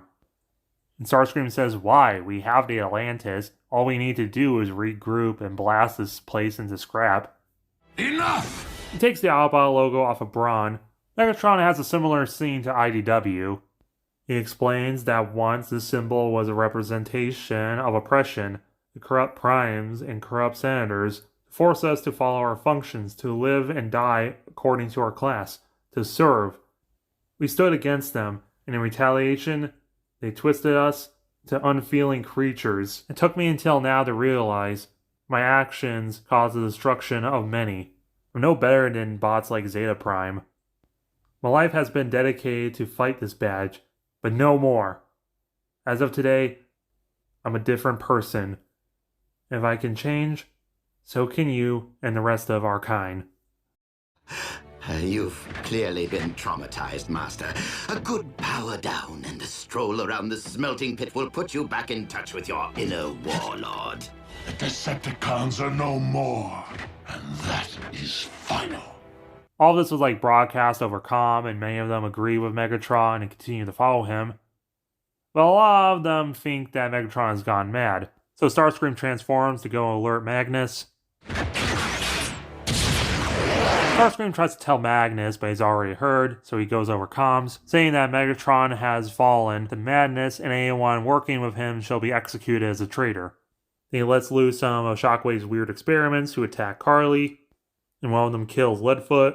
Spike sees this and uses some tech from Nest, shoots off a grappling hook and swings around with one's eye, and he shoves a bomb into one of them, and he leaps over, and the action scene blows both of them up and saves Carly. They both look at each other longingly.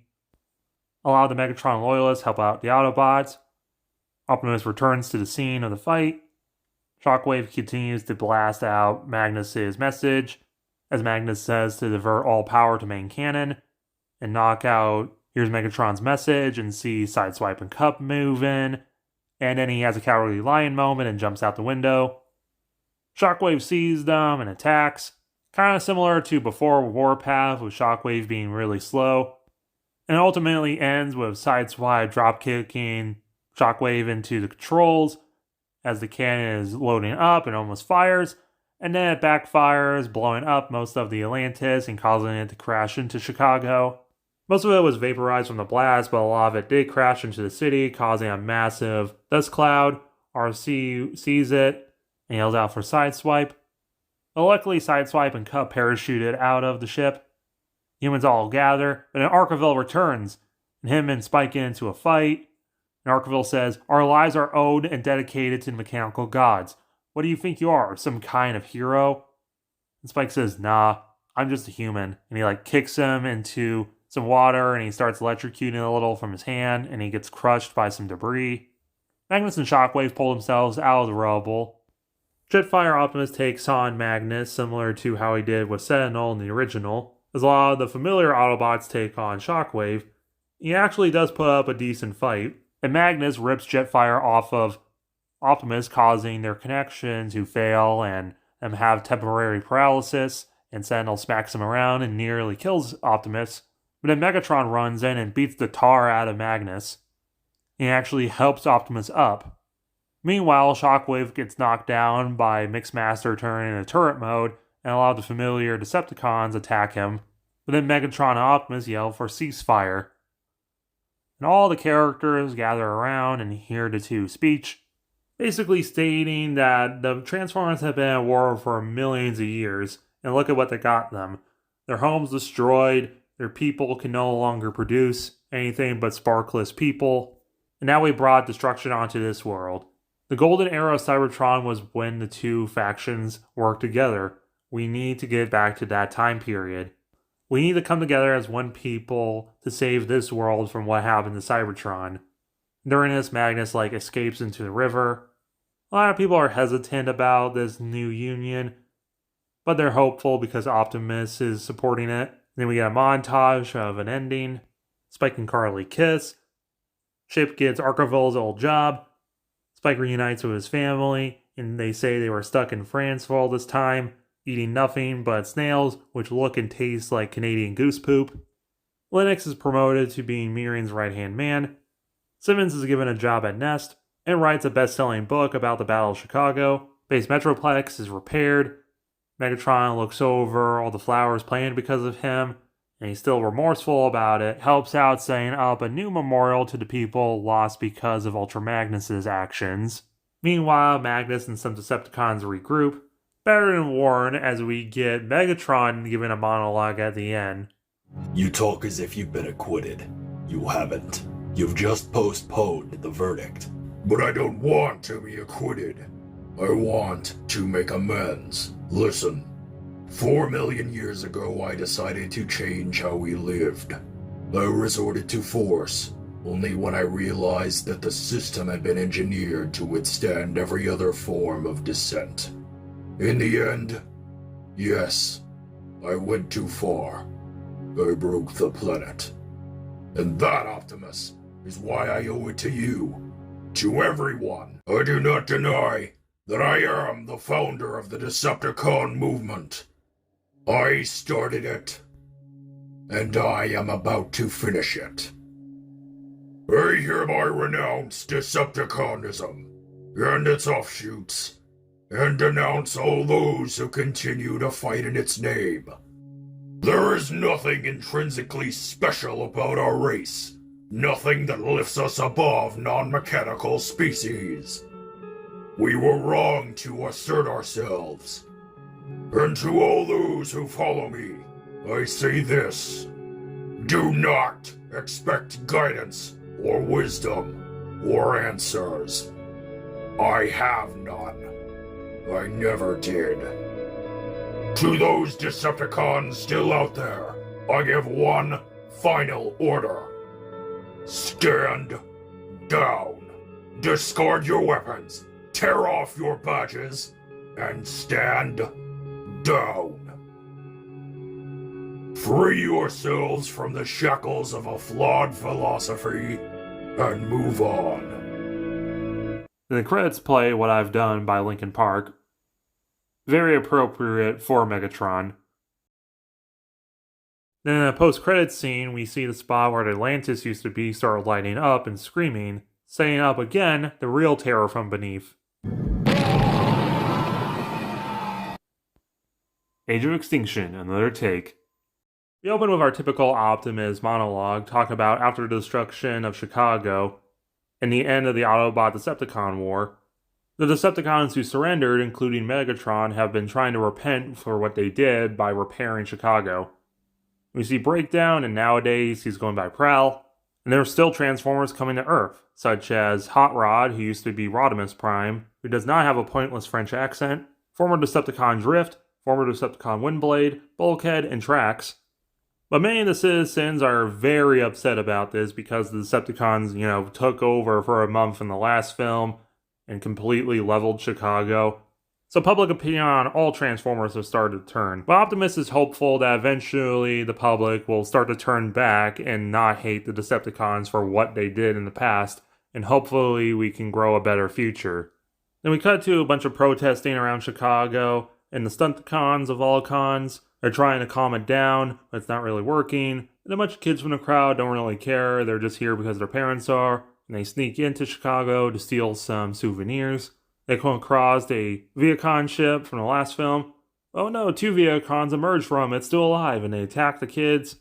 Ratchet and former Con Prowl are cleaning up, but then they see the Viacons and run to help the kids. But then Megatron flies in, transforms, and dropkicks the 2 Viacons into the ground, crushing them. And we can see that he no longer has his fusion cannon. The kids are scared that it's Megatron. Megatron tries to say that it's fine, he's not bad anymore, and the kids are still screaming. Then Megatron starts to think fast and tears off a wheel from the Viacon, try to give it to the kids, and they still just run away. Prowl tries to say that look on the bright side, at least you saved them. But Megatron turns around and walks away, saying it's still not enough for what he did. Showing that Megatron hasn't fully gone over being the leader of the Decepticons and causing all the destruction that he did. Then we cut to another planet and we're introduced to another group of Transformers. Tarn? I think he's still alive. You know what, Helix? I do believe you're right. When he stopped sobbing and begging for his life, I assumed that was that. Kaon, give him one last jolt and release him.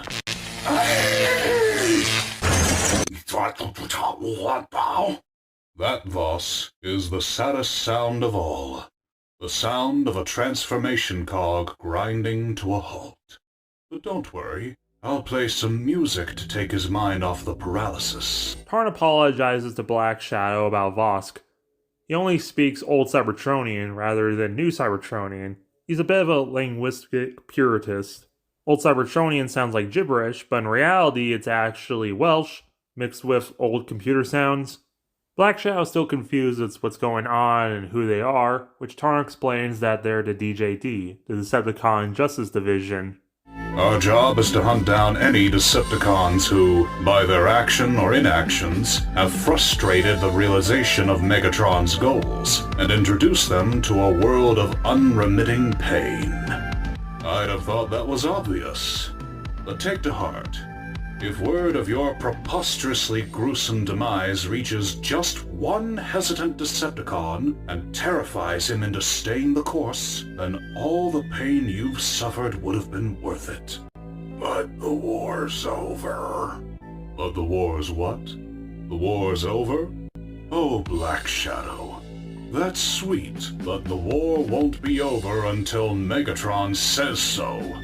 And he'll say nothing until he presides over a society so peaceful that the very notion of conflict is literally inconceivable. As he writes in Towards Peace, my weapon is my burden, a reminder of the path I was forced to take.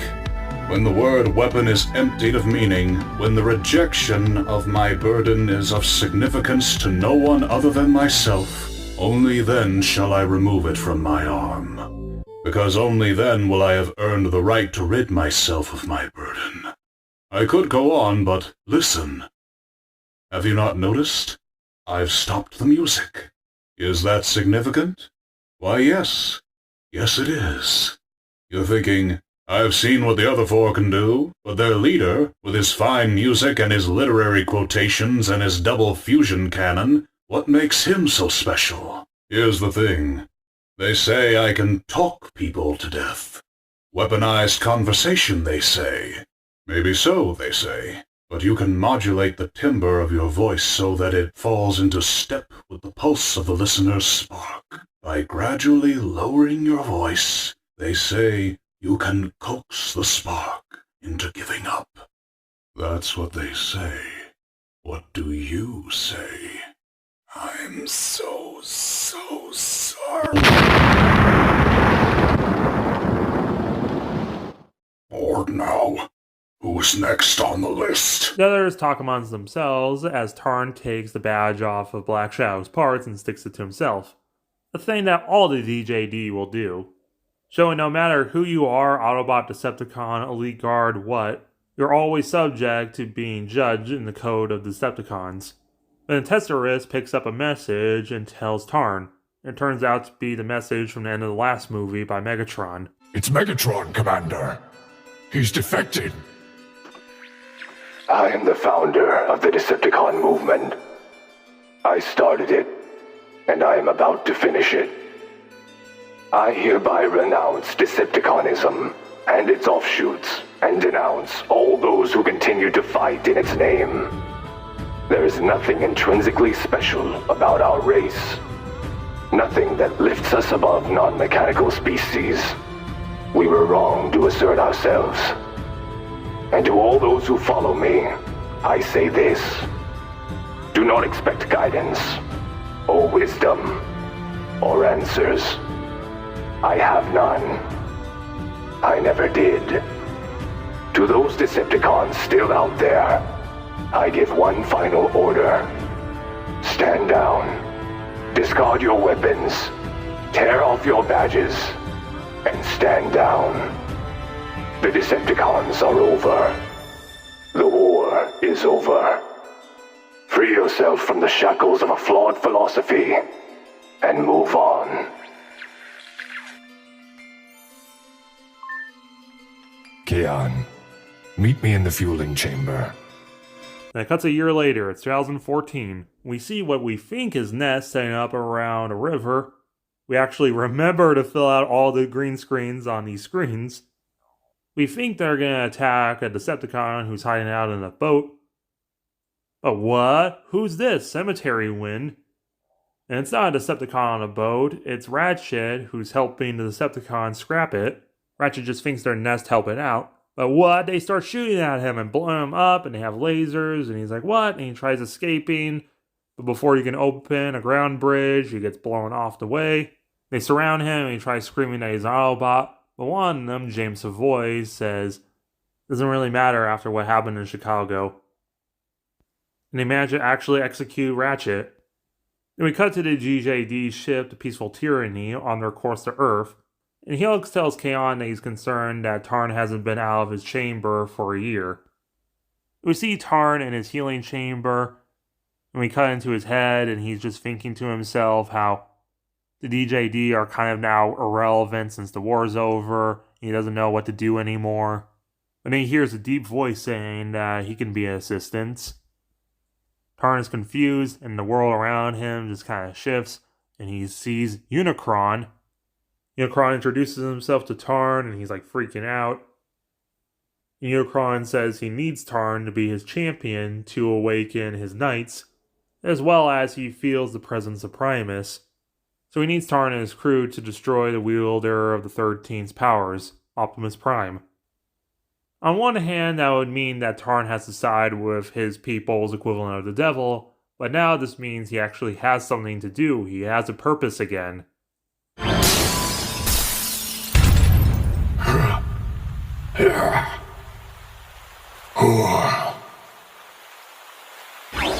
Change of plan.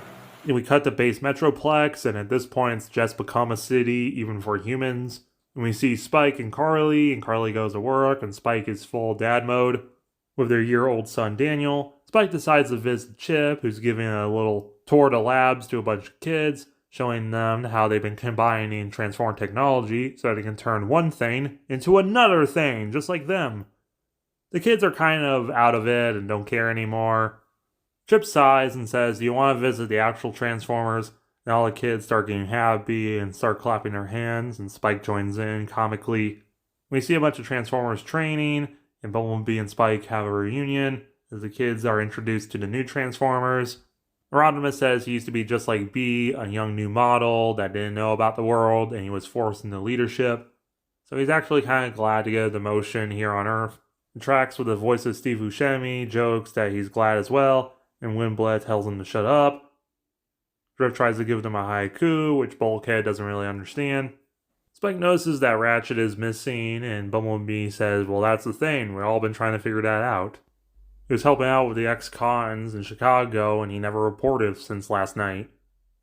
And Optimus says that he doesn't believe that the Decepticons did anything, so they're going to go ask around in Chicago to see what's going on. Then we cut to the Sonora Desert, and we see a big truck, and it transforms. It's Ultra Magnus, who at this point just became Clench.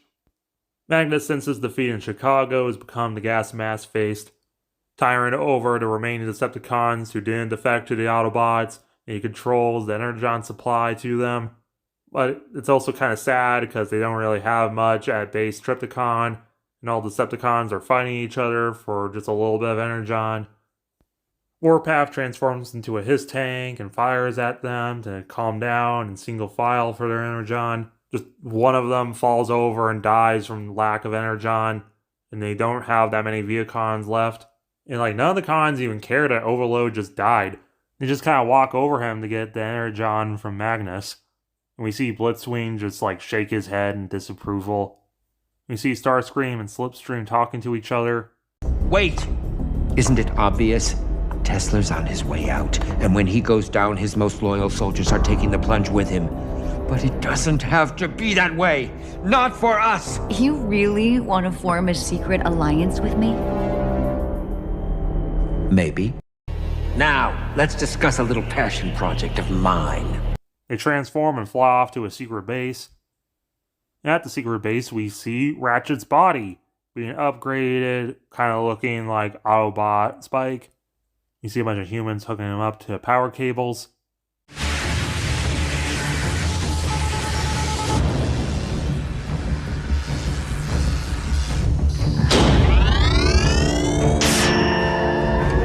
Welcome back, sir. What have you done? What we needed to, in order to save you, Silas. I'm one of them. Savoy explains to Arceville that his group, Cemetery Win, is a break-off from Nest. They found out what happened to Dr. Arceville and what his ideas were. They kind of agree, but they also blamed the Autobots for the destruction of Chicago. So they decided what better than to create their own god by melding human and machine. Your brain, fused with the donor's nervous and skeletal systems. The perfect meld of man and machine. Exquisite. And yeah, this is a G1 reference.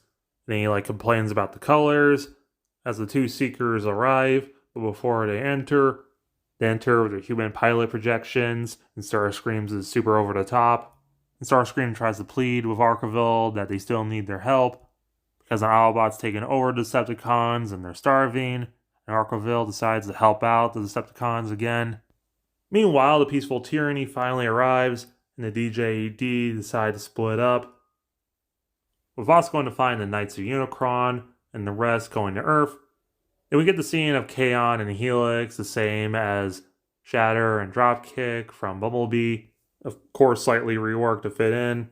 And Voss is flying around, and the location that Tarn gave him is at the Faroe Islands, and he flies there, but it turns out the place he's supposed to be is underwater, so he transforms and takes a dive. And we cut to Chicago, and they're still being repaired. And the Autobots talk to the ex-cons, and Megatron has no idea where Ratchet could be. And Tarn and Tessalus come across the Decepticons who are planning an attack on Autobot City. Tarn gets up into Ultra Magnus's face. It's similar to Tarn's confrontation with Death Source from IDW, with Tarn asking them to join him, but as well as to join Unicron, and once he transforms, they'll destroy the people of this world which cause so much harm to their race. On one hand, that would mean siding with this universe's equivalent of the Devil, but Magnus gets to save more of his own kind, so he kind of agrees to do it, in exchange for Energon. Agreement that DJD won't torture them, as well as getting him to show that Tarn is very loyal to his crew. And the deal's made. Everyone cheers, they're getting more Energon, but Blitzwing's kind of reluctant at the idea of helping Unicron. Cemetery Wind sees this and decides to hold off on their attack just yet. Meanwhile, everyone else, they feel some ground shake, and then a volcano of all things appears out in the skyline of Chicago. We see some guy in London feel the shaking, and he says to himself, and it begins. We see some of the heads of Ness, like Meering, Lennox, Simmons, and even Flint, discussing all this. All the other human characters enter, discussing that was the biggest earthquake they've ever felt, as all the Autobots and ex-cons ground bridge in. Wheeljack explains the anomaly of these new volcanoes and how they're spewing lava from the Earth's core. And it's happening in a circle around the world. And going by the news, apparently there's a bunch of dinosaurs running around in England. And everyone's super confused as to what's going on. And Wheeljack notices if you play back the lava sounds, it kind of sounds like a heartbeat and a scream. Everyone's like, what? Then Simmons is given a call by that guy from earlier who says that all of them need to come to London immediately. What's going on is massive. As a member of the Order of Witwicken, he needs them there now. Because it turns out the Earth is Unicron, and he's waking up. And Simmons has his phone on speaker, and everyone hears this and gasp. So everyone ground bridges over, except for a small group, including Megatron, led by Cliffjumper. The man introduces himself as Sir Edmund Witwicken, 12th Earl of Fulgen, Order of Witwicken, and heir of Percival. Simmons already knows who he is, and they do a weird handshake. Spike notices the similar last name, but Edmund just admits that, well, since he goes by Witwicky, that means he's from the American branch, which makes us 14th cousins, which makes us nothing at all. Optimus asks how he knows about Unicron. Edmund admits that the Order of Witwicken is a secret order founded all the way back in 543 CE to try and defend against the awakening of Unicron, founded by the Knights of the Round Table and his own Knights of Dinosaur. Meanwhile, back at Base Metroplex, the Decepticons are attacking, but since they're so low powered, most of their weapons don't really work, and even just the turrets outside of the city manage to take out a couple of them. But then suddenly, Megatron sees on the screen the DJD. He calls for everyone to return to base, and he heads out. Tarn, Megatron. At least let me see your face. This is my face. What did you want to say to me? I surrender. You surrender? Of course you do. That's all you do these days. I haven't finished. I surrender on one condition. That you spare the others. Your life to preserve theirs. They're only in this situation because of me. That's true of all of us. You think I'd be standing here looking like this if it wasn't? If you hadn't... I know. I corrupted you. You liberated me. You helped me realize my potential. You saw greatness in me. You saw yourself. I saw an opportunity to hurt someone. I saw a chance to prove a point. After all, if you could be turned. You think I've changed, but all I've done is change back. I'm more him than the monster he became. The monster you still idolize. My Megatron is a hero. A revolutionary who knew when to fight and when to keep fighting. I went too far. Did you? Of course I did. You're proof of that. You've achieved more than any Cybertronian who's ever lived. Yes. So why do I feel as if I've wasted my life? You want to talk about wasted lives? What about all the people who died following your orders? The road sweepers and the haulers, the miners, all those who died in service to a future you promised to bring about. Did they waste their lives? Did I waste mine? Look around you. Every flower represents a life you ended, a death for which you bear full responsibility. You think they're all Autobots? I'm more than aware of my legacy. Every day I collapse under its weight. Is there anything you don't regret? Anything you wouldn't change? I don't know. That's enough! I can't stomach any more of this. I just hope you realize that I'm doing this because I care. I'm doing this because I admire the person you were. And hate the person you are. Is this it? You won't even try to resist? Fight back, damn you! Never again. If you fight back, I'll stop. I won't have a choice. Even after all my upgrades, even after all the nuke, I know you can beat me. Megatron unchecked can beat anyone. Not anymore. Never again. You're better dead! But you're not dead, are you? If you were dead, your hollow statue would have turned itself off. No matter. One more shot, and it's lights out. Step away from the fossil, Tarn. If anyone's going to kill Megatron, it's me. Cliffjumper jumps in, taking out the Decepticon Mohawk, moves on to the DJD, and he starts out fine, but eventually they start pummeling him, and Helix rips off his arm. Where is Optimus Prime? My name is Cliffjumper. They've returned. Wrong answer. So where is he? Tell us where it is, and we'll let you live. My name is Cliffjumper. You're a brave warrior. You deserve a better death. And then suddenly, Cemetery Wind approaches, with plenty of energon for the cons. Cliffjumper realizes Ratchet's with them, and he looks weird. He introduces himself as Dr. Archival. Starscream says something like Cliffjumper has worn out his usefulness, and he executes him. Magnus yells at him for doing it because he hasn't even begun to be useful to them. But Tarn realizes, well, if this is the team they left behind, they have Autobot City. They continue their assault on the city. And Starscream says, oh, how it pains me to do this, as he kicks Megatron when he's down. And Anthony Hopkins is going to tell us a story. Only 2 years into King Arthur's rule, 543 CE, in the land of Camelot, also known as Bernicia, the realm was being invaded by Saxons, and the Britons weren't doing too good. Many of Arthur's knights realize this, but Arthur tries to keep faith. Just a week prior, Arthur sent his stepfather, Merlin the Magister, to seek help for the magical land at that time known as Avalon. But many of his knights realize his other name is Merlin the Drunkard. But we catch up to Merlin as he makes it to what is today known as the Faroe Islands, as he comes across the cave known as Grendel. Hello! It is I! It is I, Merlin, Master of the Dark Arts! Is anyone there? All Merlin's yelling at woken what we now know as the Cybertronians within inside.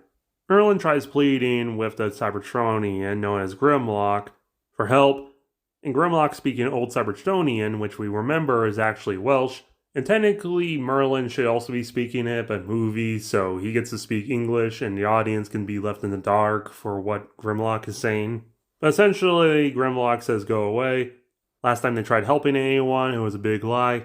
I am what they say. I'm a liar, I'm a charlatan. But if I could, for one moment, change this world for the better, I would give up everything. I'd give up drink, money, women.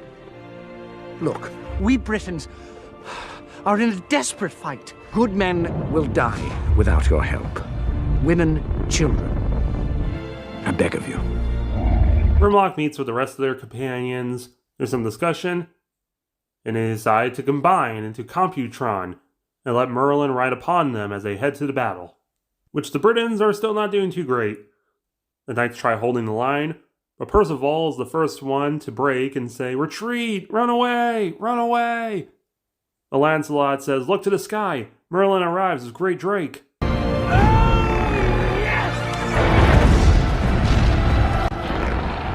Now with giant robot dinosaurs that turn into knights that turn into a giant dragon on their side, they're able to take back the battle and send the Saxons into retreat. Merlin is heralded as a hero, and thanks to misspelling and mistranslations, Magister becomes known as a magician. Soon after, the Knights of the Round Table were formed, the Cybertronian Knights returned home, and soon Arthur ruled all of unified England, Ireland, and most of Gaul for just shy of 5 decades, until he was slain in a duel and his 2 daughters tried to hold the realm together. Didn't really work, and it just collapsed, and back in the homeland of Bernia, it fought continuous civil war for 111 or 121 years, until the Saxons came back. Camelot was destroyed, turned into a monastery, destroyed by Vikings, restored, destroyed, restored, and now it's a big tourist trap. But the point is, these Dinobots were there at the founding of the Round Table. The Round Table is Stonehenge, which the Dinobots built in the center of the mouth of Unicron. And supposedly, with the energy of a Cybertronian, it can be activated and used to communicate to Unicron. So now they come up with a plan. They have to go find the Dinobots, Sludge, Slug, Swoop, Scorn, Grimlock, and Snarl, who are all over the UK, and bring them to Stonehenge. So they decide to split up into some groups. They try contacting base, but they don't get a response. So they decide to send another team out there. Wheeljack uses an experimental portable ground bridge, which just sends them to Flagstaff instead. Then we get a bunch of the Autobots looking for the Dinobots, and they find out that they're absolutely massive. But luckily, Wheeljack has been experimenting again with new combiner power chords, with the aerial bots becoming Superion, and he fights Slug, and the Stunticons becoming Menasor, and they fight Snarl, and they call him a slag, which the UK audience will understand. Optimus realizes they keep yelling Prime, so they're looking for Optimus, because if they're working for Unicron, that means they're trying to kill Optimus because he has the energies of the 12 Primes within him. So the new plan is for the Autobots to project images of Optimus and just have them chase them to Stonehenge. Meanwhile, the others, they're kind of mad that the teleporter sent them so far away. They just transform. All the humans tag with B. Drax tries hitting on Moonracer, saying that he loves her paint job. And Hot Rod says, "Race everyone to base," and he starts blaring Point of Authority by Linkin Park, and as everyone starts accelerating away, Bulkhead and Windblade are annoyed by this. But then Windblade starts accelerating faster to get up with them. Bulkhead has a damn kids moment. Bumblebee tells him to calm down because this is probably the only time they've ever actually had fun. They were built during the war and they never knew peace, so just let them have it. But then they come across an anti-transform protest and we see some of the kids from earlier participating there. Windblade laughs as she's a flyer and just flies over everyone.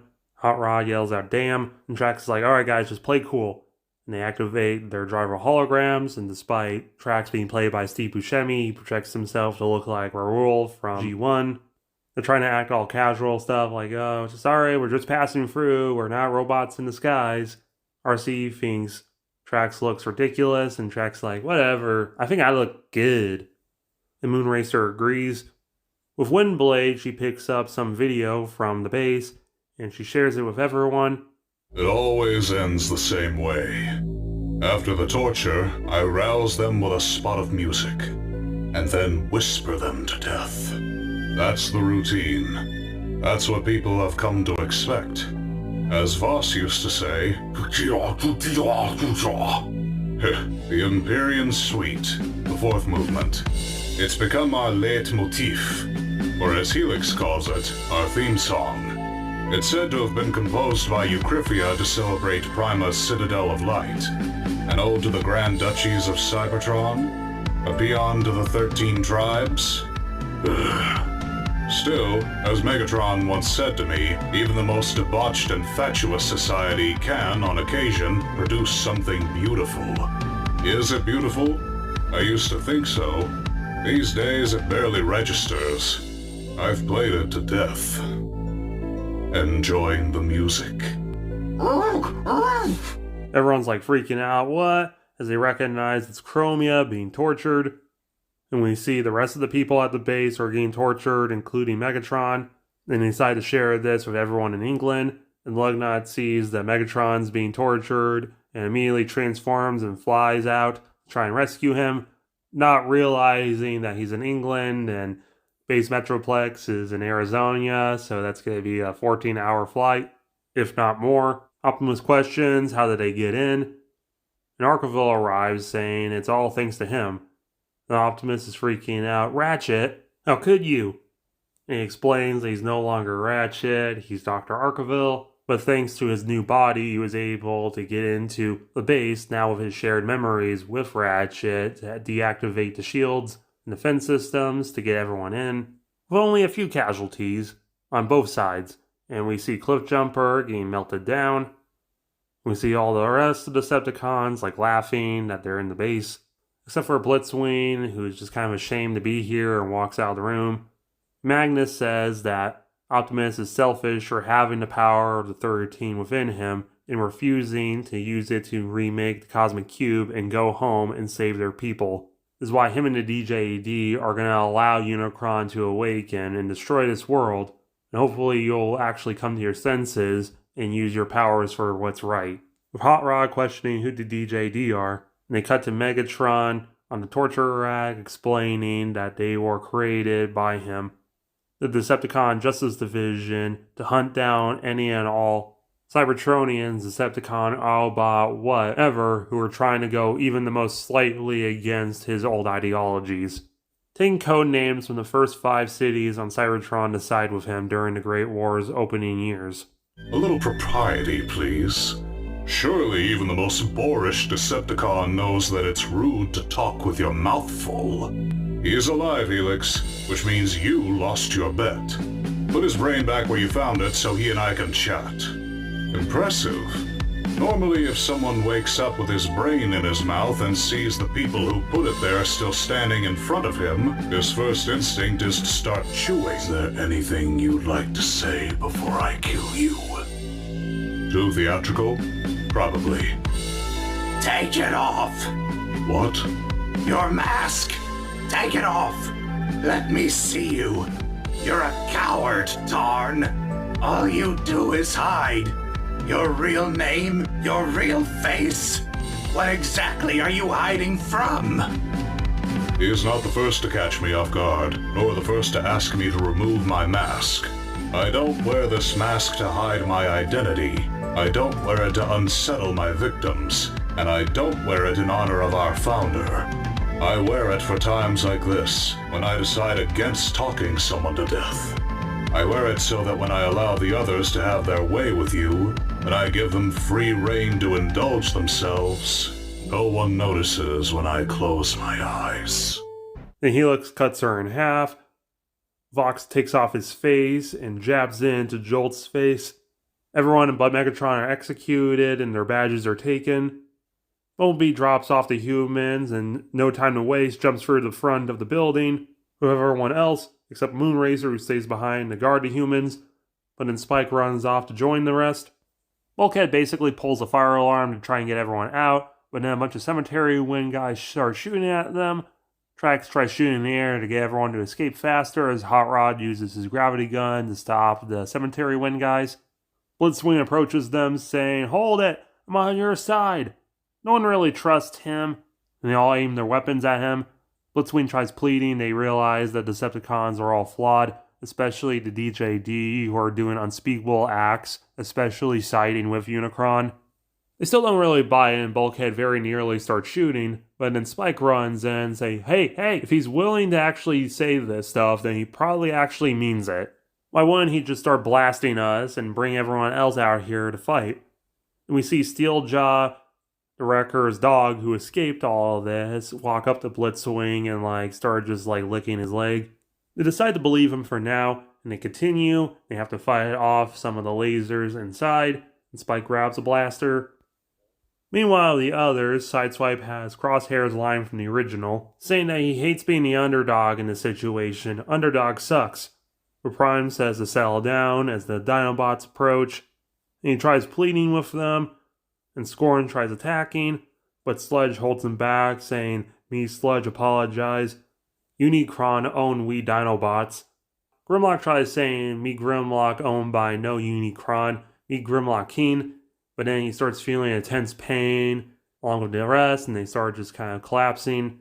Sideswipe questions why they talk like that, but Jetfire says that's how their language directly translated sounds like.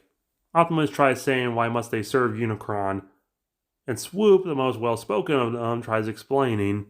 60 million years ago, on the Grindel, they were flying in space until they heard a stress call coming from Earth. But then they were hit with a big wave of energy and crashed. Their ship became known as the Faroe Islands. They did their thing with Merlin, and they came across the Standing Stones, setting them back up a little and activating the Middle Stone, and they were talking to Unicron, using his mind powers to cause severe pain to Grimlock, their leader. Because they defeated him in combat, that means they must serve him now. They were sent to Africa to deal with a Prime there, but they ended up escaping using pieces from the Grendel, which fell off in there. So they were sent back to the Grendel to await their next command, as Unicron ran into deep slumber to gain strength back. Which leads us to today. And Optimus tells them that the legendary warriors have to make a decision. They must join forces or else be the slaves of Unicron, either with him or against him. They want to support him, but then they start feeling pain, and Grimlock yells, "Trial by combat," because he's played by Peter Dinklage, saying that if anyone can beat Grimlock, they'll be their new king. Meanwhile, the others, they make it to where the Decepticons are, but most of them ground bridge away, leaving Soundwave, Arceville, Long Haul, and Kaon. Kaon recognizes Drift as Downshift, which he says it's Drift now. Downshift was another life he would rather forget about, which Kaon says that's the problem he must be punished for. Drift tries attacking Kaon, and the rest go after Long Haul, but Soundwave, using his sonic blasting, pins everyone against the wall, except for B, who starts fighting Arceville, who we can see is now using Cliffjumper's blasters in his hand. But then Kaon pulls him away and starts fighting, and they're practically just wrestling as Arceville tries stepping in on Spike. Meanwhile, the others, Optimus is fighting Grimlock, and we definitely get an extended version of this fight. Grimlock goes Dino mode and tries breathing fire. Meanwhile, the rest of the cons arrive on the scene, with Warpath holding Megatron. They try squaring up, but then giant earthquakes happen, and we see the volcanoes fully form into Unicron's teeth, and a bunch of separating land starts happening, and conveniently the combiners fail and they fall apart. But the earthquakes actually benefit a few people, causing Grimlock to be unsure what's going on, having Optimus punch him in the face, taking him down, saying that he thought he was made out of sterner stuff, and he hops on his back. Soundwave shakes with the earthquakes, causing him to stop using his sound blasting for a second, which gives the group enough time for Blitzwing to blast him in the back, and when Soundwave was down, Bulkhead takes out one of his guns and blasts him in the face. Then they go fight Long Haul. Kaon nearly kills B, but then Windblade comes out and stabs Kaon in the back. Spike's running and hiding and fighting the Cemetery Wind guys, as Arceville tries saying that this is all his fault, thanking him for leading to others finding out about him and helping him ascend to godhood, but also cursing him for what happened in Chicago and stopping the Decepticons. Unicron is the one true god of this reality, and him awakening to destroy this world is because of you. And Spike yells, "That barely even makes sense," as he starts fighting Savoy, but Savoy actually starts choking him out, and he nearly dies, until Lennox and Carly appear, and pull him away and shove him away as Arceville steps on him. And Arceville's like, "Ha, found you guys." And he tries blasting them, but then the rest show up and start blasting him, with Bulkhead and Bumblebee blasting his legs off, Drift cutting his arms off, Spike crawling up onto him, with Lennox tossing a gun to him. His tracks rips his chest open, revealing Arceville, with Spike saying, "You shouldn't mess with my friends, and sometimes dead is better." Meanwhile, with the others, Warpath takes out Mixmaster, and Starscream laughs, "That's what you get, traitors." But Slipstream says, "You're one to say." Or heck, I'm one to say. And she blasts Starscream's wings, causing him to crash on top of Warpath.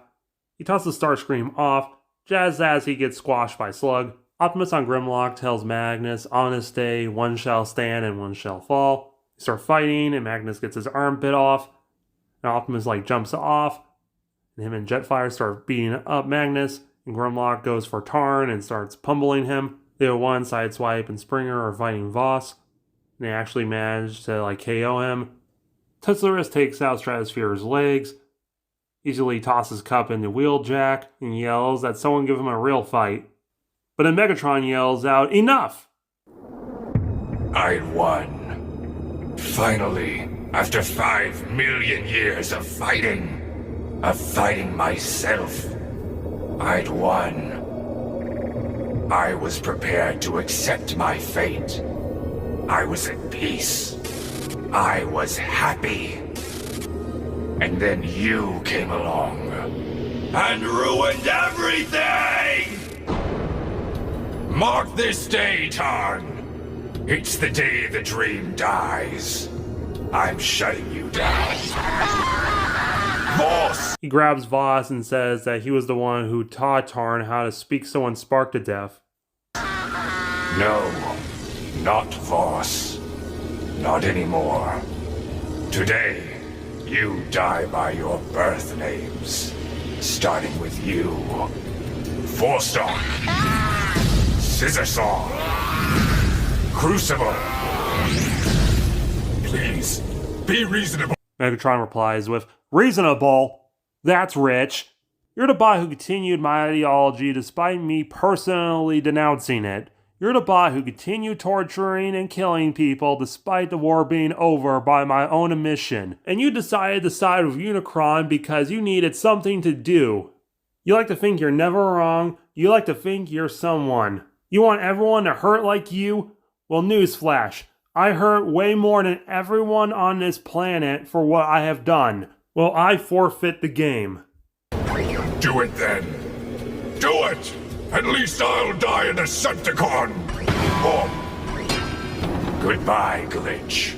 I want you to die with one thought in your head. Everything you did was for nothing. But then the earthquakes start happening again, and Optimus yells, "No more bloodshed. We have to speak with Unicron."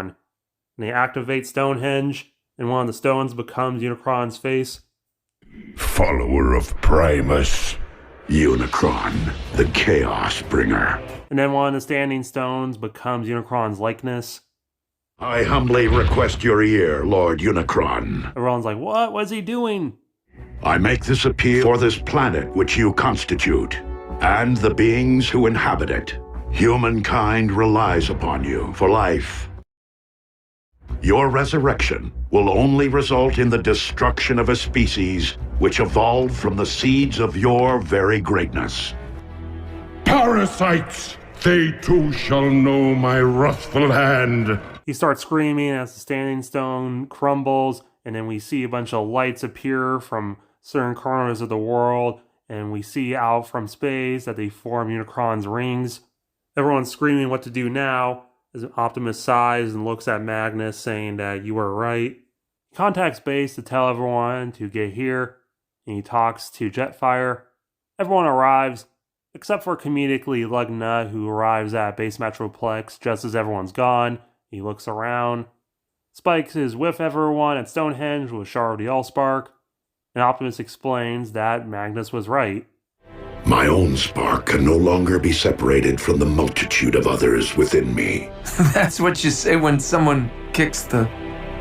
To not return the Allspark to the well would be to prevent future generations of new life from existing on Cybertron. My quest must be completed. B says, "You can't go, Prime. We need someone to lead us and guide us." Wheeljack says, "We fought so hard in Africa to save you, and you're just gonna leave again?" Optimus appreciates everyone's sacrifice, and now it's his time to give back. But while this may very well mark the end of the Age of Primes, leadership can be earned, and in my view, you have each acted as a Prime. As even Megatron has demonstrated, every sentient being possesses the capacity for change. He's going to need all the power he can muster, so he combines with Jetfire, giving him all the power of the 12. He gives a little bit of that energy to the Shard, remaking the Cube. Only this of you, fellow Autobots. Keep fighting the noblest of fights. You can count on us to keep the peace. He says till all are one, and he flies off, and he enters the North Pole's energy beam.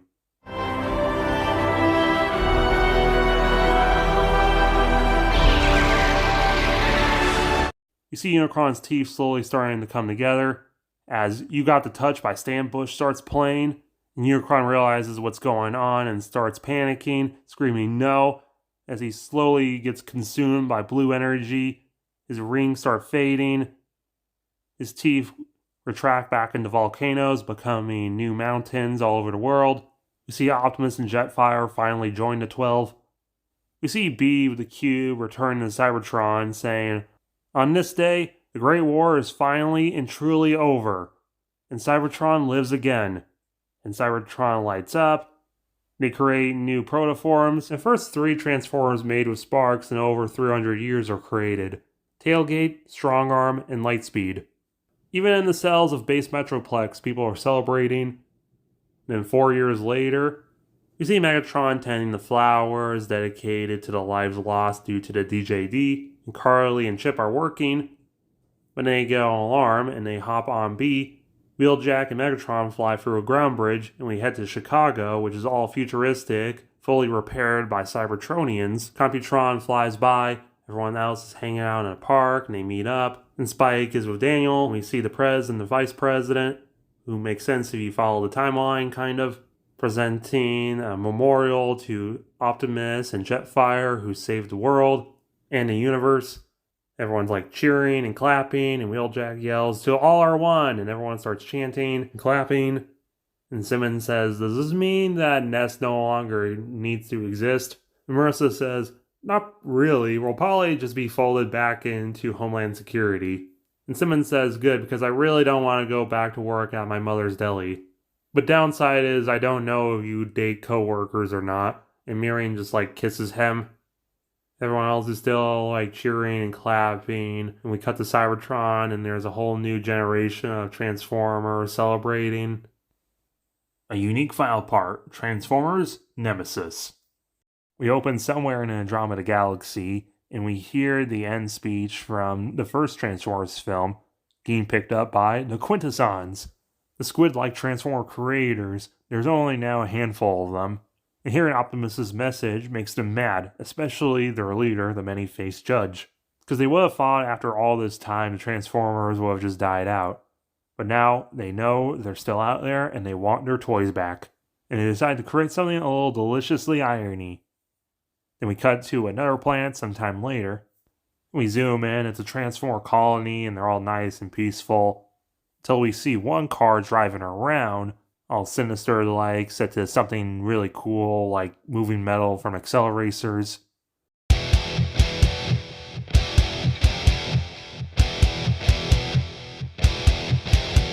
We see some scientists, but suddenly there's a bunch of crashing, and we see these Transformer ships attacking the people of the planet, abducting them, and they can also transform. And then suddenly there's also like a black mirror of Optimus fighting with them against the colony. And we cut to Earth, and it's like modern-ish time. We see Spike, Daniel, Carly, and Chip. They meet up with some Transformers, and they're celebrating the end of the Great War. That's a big intergalactic holiday now. And Daniel comedically calls Bumblebee like Goldbug because he's so shiny and feels great. And Megatron's now in gray instead of black like the last 2 films. They're celebrating the end of the war coming up in like a week or so, with some of the newly created Transformers like Tailgate, Strongarm, Lightspeed, Lug, Nautica, and Blaster. But it gets cut short when a ship called the Lost Light arrives, and on board are 3 refugees from that planet that was just attacked: Sandstorm, Beachcomber, and Anode. Bumblebee doesn't recognize them and introduces himself, Sandstorm quickly introduces them, and a note explains that their planet was just attacked. Megatron, with some context clues, recognizes that they're the Quintessons. The Fallen told him about them. That's how he learned how to do the speak your spark to explode thing. I guess the creators are back and they want a factory recall. So they decide to put together a team to go and stop them. Say goodbye to the humans and Earth and put Leader 1 in charge when they're gone. And they head out on the Lost Light. No explains she was nearly captured by the Quintessons, but was saved by Sandstorm and Beachcomber. But on the ship, Ano was able to see a map to different lost colonies. We get some interactions with the crew, passing time, like Lug and Ano taking instant liking to each other, and Blaster trying to play some music to pass the time and everyone getting annoyed by it, except Sideswipe. They make it to one colony, Velocitron, and it's kind of like a Mars-ish looking planet, but it's in perpetual darkness because Sun Harvester and the only thing lighting is all the street lights. It's kind of like cyberpunky. Crew disembarks and immediately gets caught by some of the locals. They all speak really fast, no one can really understand them. And then suddenly drives up is their leader, Override Prime. The different team leaders recap what's going on to Override, but Override says that she'll help if they can beat them in the Speedia 500. Arcee laments that Blur would have loved it here. And the Speedia 500 is one big race, and Cosmo is flying above, and he's kind of like Lakitu from Mario Kart. And we see that familiar car from the beginning roll up. The exclusive flyers are out, but everyone else you can turn to cars are in. And they head out. And it starts out like a pretty normal race for like 2 laps. But then the road starts lifting up, launching people into a new track. And it turns into like a triathlon obstacle course thing where they have to do all these like crazy activities. People are like bouncing off each other to get ahead.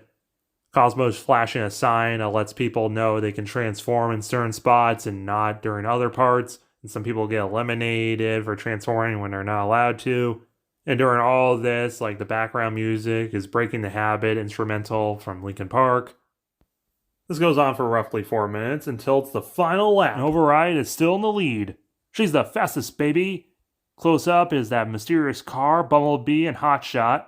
Bumblebee and Hotshot try drifting together, but that mysterious car bumps Bumblebee. This causes a 3-car pile-up as the mysterious car starts slowing down.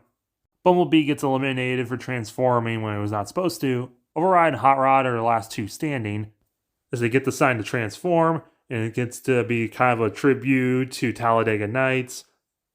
And Hot Rod wins by 1 finger. Everyone's celebrating the victory, and Override concedes the victory, saying they'll help out, just for that mysterious car to pull up. Pathetic.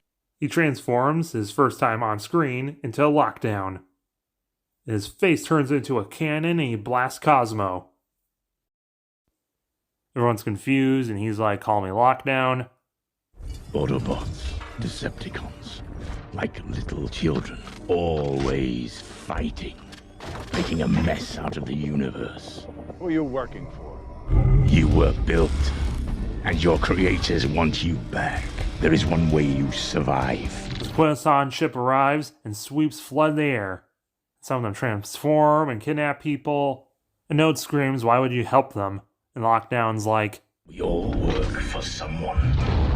Then he pulls his pistols out on them, saying that he's helping the Quintessons so he can get some sweet upgrades. You can thank Optimus Prime for reminding the Quintessons we're still alive. He plays like a little bit of the end of the message. And Arcee screams, how dare you speak his name? This leads to a fight with him, Arcee, and Bumblebee, as the rest try to stop the sweeps. Drift loses his swords during the fighting, and Megatron saves him while trying to also not be too violent when he's rescuing the civilians getting captured. During all the chaos, Bumblebee sees a monochrome Optimus Prime.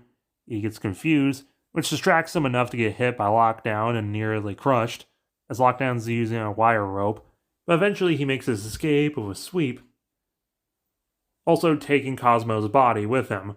The team escapes back to the Lost Light. We have some minor casualties from the Velocitron team as they join with them. B tries explaining he thought he saw Optimus and everyone thinks that's kind of crazy. But Megatron believes him because this is all a stressful situation. He might be seeing things. So there's some traveling, and Arcee tries cheering up the Velocitron survivors as we see a Node interacting with Lug, Nautica, and Blaster, having fun. And Sideswipe and Nautica might be hitting it off a little. As they make it to their next planet, Gigantus. It's built into a gas giant, and it's like gigantic. I mean, they look toy-sized compared to the city. But it's also, again, seemingly abandoned. But then they see something salvaging in some garbage, and Windblade picks him up, and he's super tiny. He tries struggling, and the group asks him what happened here. The Minicon reveals himself as Countdown. He's confused about them being Titans, but they don't know what they are, so he explains that the Titans died out millennia ago due to being gas-guzzling energy hogs, and their favorite kind of energon ran out on the planet. And they tried downscaling and resorting to alternate energy, but it was too little too late for most of them. So now the Minicons live on Gigantion as the Micromasters of the world. Bumblebee quickly explains they're forming an army to stop the Quintessons from collecting everyone. And Countdown agrees to take them to their village, where all the Minicons live inside the body of Omega Supreme, one of the fallen Titans. And they're like super tiny, and someone jokes that they're even smaller than Lug, but a Node stands up for her. As Bumblebee was explaining the situation to the Minicons, and their leader, Leader 1, explains that they don't have the means to help. But Rewind says they could use the old colony ship, the Lemuria. But Leader 1 says that's not the point. They don't want any of the Minicons to get hurt. Good luck on your adventure, but we're gonna sit here and hide. There's a bunch of debating, but eventually they just allow them to hide and they head to the next colony, the Jungle Planet. They land and Beachcomber loves how it looks, until they get attacked by a giant monster. But then they're helped out by a bunch of human-sized anthropomorphic animals. Bulkhead's like, whoa, thanks. But then they pull their weapons on them and he's like, whoa, thanks. Their leader, White Lion, screams that they're Predacons, we should execute them. But one of them, Deerstalker, says they don't look like Predacons. They like talk to each other in a native language. They explain yet again they're here to form an army to stop them from being enslaved. And White Lion says that's rich coming from cons like you. But when they don't know what they're talking about, there's some debate that these guys aren't Predacons. So Deerstalker explains to them their story. Long ago on Animatros, the battle beasts competed with one another for territory until one colony ship known as the Hyperborea arrived with machines.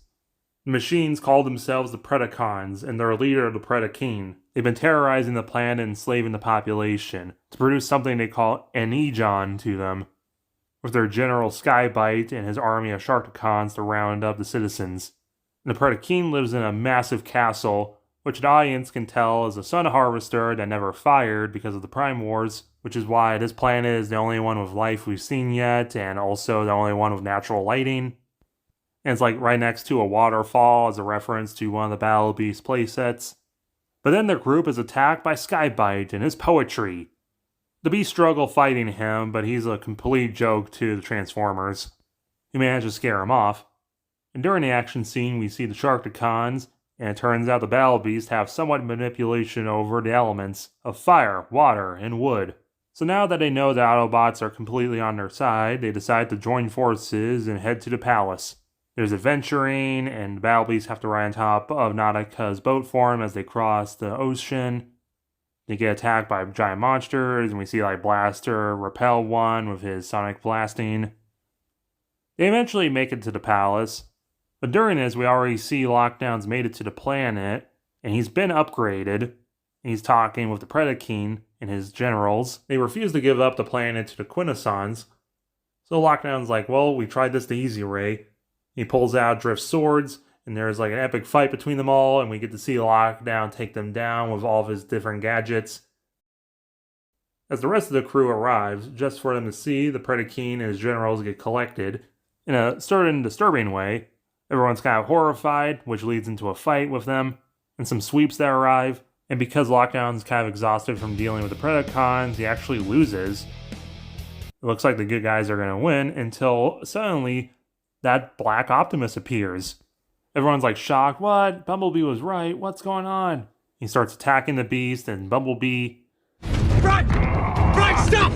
Brian, you gotta stop! Please, don't do this! I am Nemesis Prime. You are nothing. Lockdown mocks the crew, saying the Quintessons really liked their design, so they had to copy their Prime. Everyone's kind of horrified, which leads to the death of Lightspeed. Hotshot captured. Skybite's horrified to find his Predacene, so he tries lashing out at Nemesis just to get smacked around. Suddenly, the Quintessons arrive. They head into orbit and they start terraforming the planet into machine. White Lion's horrified and yells that they can't do that to their world. All you species are the same. You all think you're the center of the universe. You have no idea. Many of the battle beasts are freed, but are immediately wrecked by the terraforming. So Bumblebee tries sparing the planet by telling them where Earth is, as well as Cybertron lives again. And Nemesis gloats that will be a delicious prize to the Quintessons, reclaiming the lost jewel of the Quintessons, as well as claiming the Transformers' new home. Lockdown says that's perfect, this planet wasn't even that populated anyway. And then Lockdown says thanks Cosmos as he transforms and flies out. Everyone's back on the Lost Light, all damaged and stuff. Bumblebee's lamenting about the Optimus clone, how he saved one world, but now he's gonna lose both his homes. As Lost by Linkin Park plays, reflecting Bumblebee's feelings about the Optimus clone, as bots like Override and even Moonracer are upset with Bee for telling them about Cybertron and Earth, with Megatron, Hotshot, and Tailgate defending him, as well as even White Lion. The Battle Beasts thank them for saving their world, and they will help them. And Skybite agrees to also join them to get revenge on the Predacenes, much to the Battle Beast's annoyance. They try doing some repairs on the injured bots, but they don't really have the best personnel or equipment. Like Bulkhead agreeing to be the medic for a while, and he doesn't really know what he's doing. Megatron tries helping out, saying that long ago he really wanted to be a medic until, well, so he knows a few things about fixing people. The last light is also pretty shot up from the last attack, and they end up force landing on some kind of planet of junk. They scope out the area until they get attacked by a bunch of bikers. The Junkions are screaming some sort of mix of Mongolian and TV ads in English. And they're riding on top of each other, and it's easy to knock them down, but keep them down is hard. As Dare to Be Stupid plays as a reference. There's some fighting until Megatron tries screaming that they have injured on board. So one of the Junkions tries saying Bawi Grana We Minibon. Megatron has no idea what this means, but he takes the piece of Energon gum he's given and he eats it. The Junkions then celebrate and they all have a big party. And B laments that that's kind of what they sounded like forever ago. And the Junkion's Prime comes out and he's speaking Mongolian at first until he coughs something up. And suddenly he starts speaking English with the voice of Weird Al because reference to a reference. Rickar explains the Junkions live on this salvaged planet. And they're able to pick up on radio frequencies from Earth, which explains how he knows English and knows what about Megatron. They explain off screen what's going on as we cut to the Quintesson ship and all the captured bots. And Lockdown's toying with them until one of them, Bugbite, starts trying to grab at him. And Lockdown's whoa, and trying to resist arrest. As we see a Quintesson and they're big, but not big compared to a Transformer. He puts on his gear and he's the many-faced judge. Lockdown explains what happened, and he asks if they're guilty or innocent, and he says innocent. So Lockdown pulls Bugbite out of his cage and destroys him, claiming his battle mask for himself, as Nemesis tosses the rest of the body into a smoldering pit, as all the other captured cons and bots are looking on in horror. Back with the others, everyone's getting fixed up, and B gets a new head and all fixed up, saying that he feels as good as a gold bug. And you remember Spike. Rutgar agrees to help because how else are they going to get entertainment if Earth is gone? So they head out for their final adventure. As the Quintessons are already on Earth attacking, and see Spike and the group head for safety. As the last light arrives, and they come up with a plan. The Sharkticons, Junkions, and Battle Beasts heading to Earth to help out. The rest will stay up in space and deal with the Quintessons with a small group heading towards the flagship. With Goldbug finally being okay with saying Autobots, transform and roll out. There's an epic fight with all the sweeps attacking the planet. Eventually they make it to the flagship. Goldbug has a rematch with Nemesis when he's on the offensive this time, screaming how dare you steal his likeness as the battle starts turning, and he's almost stabbed in the face until the ship starts shaking because the Lemuria arrives. The Minicons take out a lot of the Quintesson ships, and they radio over that they came here because they followed their Energon trail. There's a couple casualties like Sandstorm. As the rest of the team makes it onto the flagship, eventually Megatron comes across the Quintessons. Worm, so small I could smite you with a step. The judge screams, "How dare you? We are your creators." And he tries whispering his spark until Megatron picks him up, squeezing the armor, crushing it, so he's just a squid. There was a time I would smite you all for what was done to Storm, but today I have saved you, for an old friend has challenged me to remember this view of Earth. As we cut to the on ground and we see a bunch of other Transformers fighting, especially the Combiners for once. Charles Xavier entrusted me with his dream. It does not ask you to love or embrace my kind as your own, but merely to accept that this is a shared world with a common future, and that my kind, like yours, have the right to live in it. I am trying to be better. Please, do not make me let you down. But then Lockdown enters and yells to let go of his moneymaker, so Megatron does, dropping him on a control panel, and he bleeds yellow. Then the two fight, with Megatron making sure the Quintessons can't escape the room. He uses his mace for the first time since the second film. And that control panel the judge landed on and died released a bunch of the prisoners, and they head into the control room. That thief should go to jail for life! Hit the gun to my nose and two! He shot and stole Cosmos' transformation cog. Those teeth look familiar! Oh, there's my blade! I've been looking for those tattoos! And they start attacking Lockdown, pulling them apart, taking their stuff back. And Megatron is able to rip off Lockdown's head and pushes him into the melting pit. With Nemesis, everyone's fighting him, there's some casualties. It seems like because he's as strong as Optimus, no one can defeat him. But suddenly, Megatron rushes him from behind, using Lockdown's head cannon as a new fusion cannon. And kind of ironically, the good guy Megatron defeats the bad guy Optimus. Everyone's kind of weirded out by that, but then he rips off the cannon and tosses it into the melting pit. Nemesis tries getting back up, but Gold puts his foot on him and says, "This is for Optimus," pushing him into the melting pit. The sweeps are shut down, the Quintessons are locked up, right next to some of the ex-cons, and we get a joke that Swindle tries selling them a shiv. Starscream says, "Get used to this." And we end on everyone celebrating and fixing up, and Goldbug gives our end monologue, saying that we celebrate this day as the end of the Cybertronian Wars. A day of remembrance for those we lost that we love, but a day of triumph as we march forward, a new golden age of peace and happiness. Everyone on all the different colonies are happy and celebrating. We end with the Transformer theme cover by Linkin Park, as we see Megatron tend to the flowers, a new Speedia 500 of a couple bots, Trax and Drift, Nautica and Sideswipe getting together, Skybite staying on Earth, Beachcomber moving the jungle planet with the Battle Beast, Blaster moving the giant planet because they love his tunes, Junkion's getting an old satellite TV so he can enjoy more of Earth's crap even easier, and a Node and Lug together, and we see them kiss. And finally, we get a tribute to Paul Rubens, my ideal for Starscream. Thank you all for sticking with me this long, and I hope you enjoyed my Transformer Michael Bay rewrite series. I hope you enjoyed. Like and subscribe if you did. Till all are one.